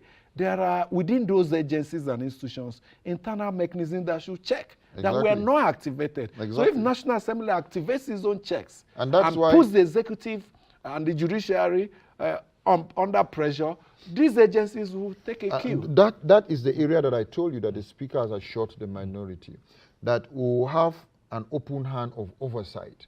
That whatsoever and wheresoever we have seen that the system is not working according to the laws that were being established by the National Assembly, we will raise alarm. Not that we'll be able to. So those we've drawn that commitment from the Right Honorable Speaker, and that is an area that the opposition will keep to it to ensure that the major areas that needs to be oversighted accordingly, those are the areas that we will need to look into. And looking at the debt profile of Nigeria and looking at other areas, the issues that we have even discussed during some of our discussions at Minority Party is that whosoever is in government and governance need to start thinking out of the box. And I mentioned you, one of the things that we should be able to give kudos to the 9th Assembly, not just looking at the debt issue, which we keep to the ruling party, is that what we have been able to look and resolve collectively is that, look, the exclusive list in the Constitution is so overburdened that because of how it's so overburdened, it has cocked Nigerian system of governance and the economic-driven box to one straitjacket, that government does not have any way of doing business again unless it borrows to service debt or unless it go and borrows. Now from the exclusive list, we have been able to amend the Constitution to now see that states and business, those in public-private partnership, would be able to generate electricity. We've now been able to look at the rail system that states can now be able to do most of those businesses and bring in private people to carry out. So once we start reducing the burden on the exclusive list, giving the business environment the opportunity to drive business, not government driving business, you will see that the burden in debt start reducing. Okay, so this is a very long-term thing, but then once we started, we're going to continue on the 10%. How closely knit are the opposition members? I ask this question because in PDP, we know your PDP stalwarts who are outrightly supporting the APC government. NNPC, for instance, the reports there are that they are already working with the APC. NNPP, yeah. Yes. Their leader, Juan Kwaso, visiting the president, reports of being offered a ministerial slot and all that. PDP stalwarts, Wike, for instance, reports of being also offered a ministerial slot. How would these opposition parties manage with this at the back of your mind? How can you show that closely knit approach towards the parliamentary duties? In every gathering of group of people that is more than two, you will definitely have opposition even within themselves. So the opposition within ourselves of 182, it's something that will be an internal situation that we'll always have to handle. Just like we handle our own, in as much as not all started the Abbas project, but at the end of the day, everybody saw reason to key into the project, and because of reasons where the screening committee have to be able to look, this is the person we should be able to go with. So these are issues that we'll be able to handle internally. But what I will be able to advise that, look, we shouldn't look at opposition and key it to an individual. You might look at, Wike or being the Rivers people or Kwankwaso being the... You shouldn't be able to look at opposition keen in as much as they are leaders of repute, that they have members that listen to them.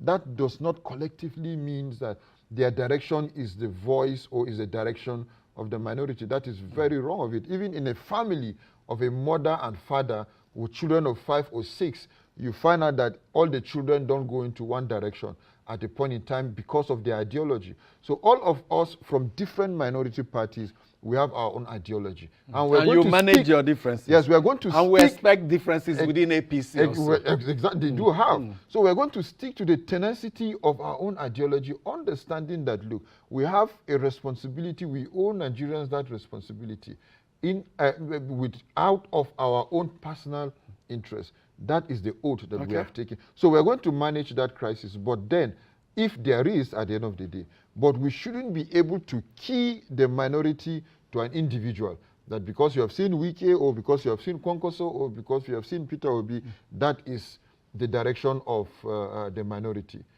Nigerians will surely see the difference. Well, we'll keep close eyes on you and observe your activities. Dachang Bagos. Yeah, not just only us, but the media again have a lot of work to do. And I've always challenged the media that the media was so strong in 2019 with Buhari meter. At a point in time when they saw that the meter is doing like this, like Udaje, they stopped it. So now that we are now in 2023, the media and journalism should be able to look at Tinubu meter, should be able to have investigative journalism. Absolutely. So when you are doing that, I can assure you, we have Tinubu meter. We also have the 10th House of Reps exactly. meter. But when you look at one institution to be able to say that no, you'll be able to raise the voice. We'll take up and the we'll challenge. be able to follow your voice. Dachang Bagos is a member of the House of Representatives who has returned, so that makes him a ranking member now. Yeah, well. Thank you so much for joining us today. Thank you. We'll take a break, and when we come back, we'll talk of Students' Loan Act, something that may revolutionize tertiary education in Nigeria. Biola Metilelu will join me to stay with us.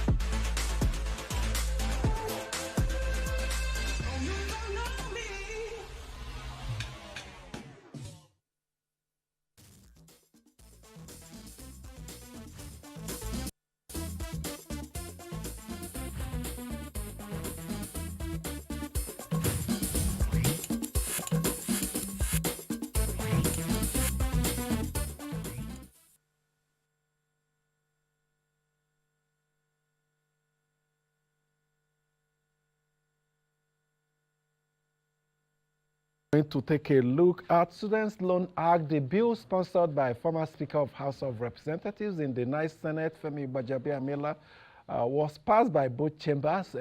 Former President Buhari did not assent, but one of the few bills the new President Bola Tinubu quickly assented to, of course, during his campaign. He was clear with a promise to provide loans for Nigerian students. And of course, during a meeting with the Minister of Education officials, they themselves reported that the president mandated them that he wants to see beneficiaries this September. In other words, it must be operational. The new students' loan scheme must be operational by this September. A lot of conversations out there, both for and against the propriety or otherwise of this new Students' Loan Act, and we'll be interrogating it further on the second part of our discuss today. Biola Metilelu, CEO, that's Chief Executive Officer, Press PNG, joins me virtually from Lagos now. Thank you so much for joining us. Thank you so much for having me. Thank you. Good morning. Thank you. So let's quickly get down to business. How will you describe this new act? Is it something good? Will it worth the while of the country? Thank you for that. Thank you for that question. I strongly believe that the greatest form of poverty is intellectual poverty, or what we could call poverty of the mind. And the only antidote to that is education. Personally, I have always advocated and amplified education as a catalyst for economic development. Our failure to prioritize investment in education as a country has been a major disservice to our economic development. I'm sure you would agree with me that education is the bedrock for technology. Education is the bedrock for innovation. Education is also the bedrock for opportunity creation. If we spend more on education, we are going to be spending less on insecurity, because educated people will always make informed decisions. And so if you ask me what's my take on the Student Loan Act, I believe that this is the right step in the right direction. We have a lot of jumpstarting to do in the education sector, and I am of the solemn opinion that the student loan bill that is now the Student Loan Act, can become the horse that pulls the cart for us as a country. So it's a right step in the right direction. That's your conclusion? Absolutely. Absolutely. Now, absolutely. Go ahead. Go ahead. Yes, because I also wrote about these on my social media handles, and I've read several things that people have said. I've also listened to several opinions and perspectives around the Student Loan Act. And there is a cliche in the tech space that nobody launches a perfect product. This initiative is not an exception. First and foremost, let us commend the political will and also the attempt of this administration to make tertiary education accessible and also affordable. We are beginning to put our right foot forward. We will learn along this path. Policies are collectively designed and policies are collectively delivered. And so we all have a role to play. It's a win-win for everybody. It's a win for the Nigerian students. It's a win for the Nigerian parents. And also it's a win for the private sector who also wants to contribute to education financing. Now, some persons have said is a guise to introduce tuition into federal universities.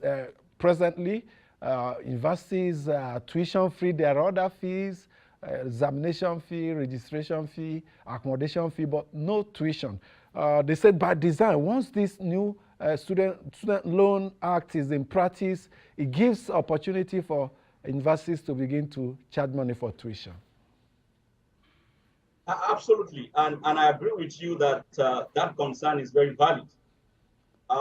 If you ask me, what do I see as the major obstacle? I would say number one, funding. I would say number two, funding. I would also say number three, funding. And when we speak about funding education in Nigeria, we do justice to this by half. We focus more on the government side of funding infrastructure and improving the welfare of the teaching staff. The other side of the divide is the affordability of school fees and the capacity of parents and students to finance education, particularly at the tertiary level. So what the government has done over the years is to subsidize the administrative and the personnel costs of tertiary education in Nigeria, through the likes of TET Fund, rather than supporting the students who should benefit from the subsidy. There's no question about the fact that the government needs to continue to subsidize tertiary education, but the subsidy needs to be repurposed. We have moved around, we have engaged with students and with parents. A lot of our youths are dropping out of school for financial reasons. Most parents are no longer able to pay. But this loan may not count as a subsidy. It's a loan to be paid back. It's repayable. So should it count as a subsidy to students? No, not at all. I'm not saying that it should count as a subsidy. And that is what we are also doing as a brand, because it's not about just throwing money at the problem. What I'm saying is most of the institutions that we have in the country are not well funded. And the only and the most and the primary source of generating internal revenue for these institutions is through the payment of school fees. If you look at it from the private angle and also from the public institutions. And so if we are able to address that by creating some sort of access loan. And if you look at the algorithm, of the requirements and also how to pay back these loans, I don't think it's that difficult. But I feel that, it is a right step in the right direction. 2 years down the line is when, students will start paying back. And so what this does again, in law, there is something that is called the law of causation. Now, the government would now have to also carry the weight and the burden of providing jobs. The government would now have to carry the weight and burden of creating an enabling environment for the private sector to also provide jobs. So it's a win for everybody.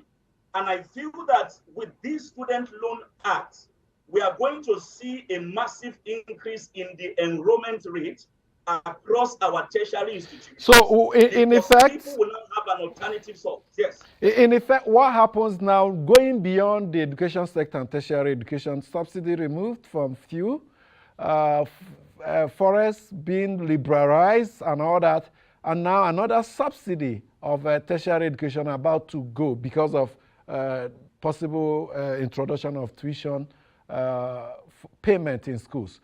It now tells us that parents, Nigerians, will have to pay more from their pockets. How would it impact from an economic point of view? Impact on the people and the society and the economy when these subsidies are withdrawn almost at the same time? Sorry, say again. I lost you. I lost you there. Can you? Okay, I said subsidy on fuel removed, forest being liberalized, and now subsidy for universities may go with the introduction of the Student Loan Act and possible introduction of tuition payment in schools. Now, with all the removals we are seeing of these subsidies, the purchasing power, the income, disposable income of parents and Nigerians will reduce. How will it impact on citizens? Because the implication is that you have to pay more for university education in Nigeria. They are not able to pay school fees.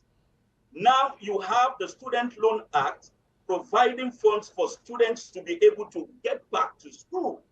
And so if you ask me, I feel that we have solved a major problem. I know the other side of the divide is how the students will be able to pay back.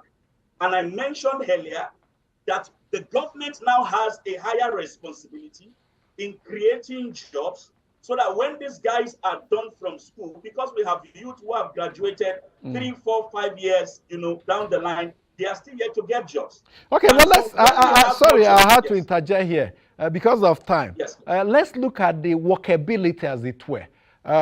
Under this new act, applicants' family, for you to qualify, your family income must not be more than 500,000 per annum. And family income, parents, siblings, if your income is more than 500,000, you're not going to benefit from this student loan, as it were. So it now tells us the majority of those parents whose children are in school will have to pay more if tuition is now introduced, because many of them will not qualify to benefit from this loan. Do you understand the question I'm putting on the table? Exactly. And let me respond, because I actually looked at the Student Loan Act. And there are a few things that excite me about the Act. Number one is the sources of the fund. I mean, they are very clear.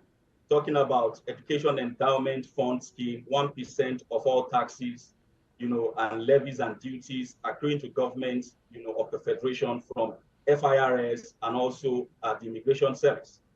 Now, another thing that excites me about the Act is the fact that there is no discrimination. So Section 2 of the Act says all students seeking higher education in any public institution of higher learning shall have equal rights and access to the loan. Another thing that excites me what about this caveat? The caveat I raised earlier, 500,000, not more than 500,000 income, family income per annum. Okay, so again, I know that there are a lot of things in the Act that have not been, clearly defined.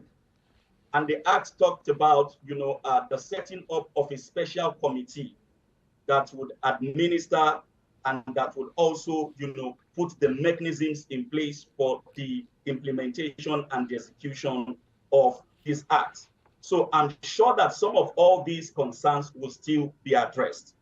But can we first and foremost look at this as a win and, see it as an option, also for the Nigerian students to be able to commence and complete tertiary education without having to drop out. Like I mentioned, there is no perfect initiative. We have a collective responsibility.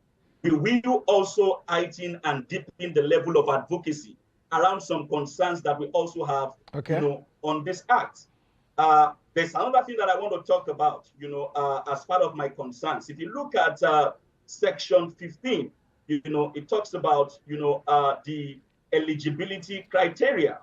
And looking at it, it talks about, students who have been convicted of felony, students who are guilty of exam malpractices, students who have been convicted of drug offenses, and the rest.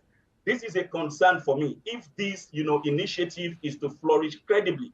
So how do we begin to aggregate the several data touch points, to be able to analyze and posit that somebody or an applicant is eligible or is not eligible? So these are some of the concerns that we the also university, the letters of from guarantee letter from the universities are supposed to come to the education bank to be established, as it were. Perhaps this may provide an opportunity for that clearance. But one thing I want you to react to quickly is a provision here that repayment should be 2 years after completion of NYSC. The unemployment situation in Nigeria, how will students repay when they are likely not to have found jobs? Okay, thank you. I also agree with you that seems to be the big elephant in the room, and that is section 18. But it's mentioned that repayment shall commence. So it's not giving a tenure of 2 years for repayment. It's giving a provision that the commencement of repayment shall be 2 years after you must have completed NYSC. And I mentioned earlier to you something around the chain of causation. So what this means is that the government must rise to the responsibility of providing jobs. You have an unemployment rate of about 41% as we speak. So jobs must be created. That is another win for the Nigerian youth. Okay, I like that aspect. It's the responsibility of the government to provide for employment. Though it's not justiciable, I would like to a situation where after completing tertiary education, if jobs are not available, a citizen can sue government, or at least be put on unemployment benefit as obtains in some advanced democracy. But the conclusion here for me is the act is there. There could be opportunities for amendments.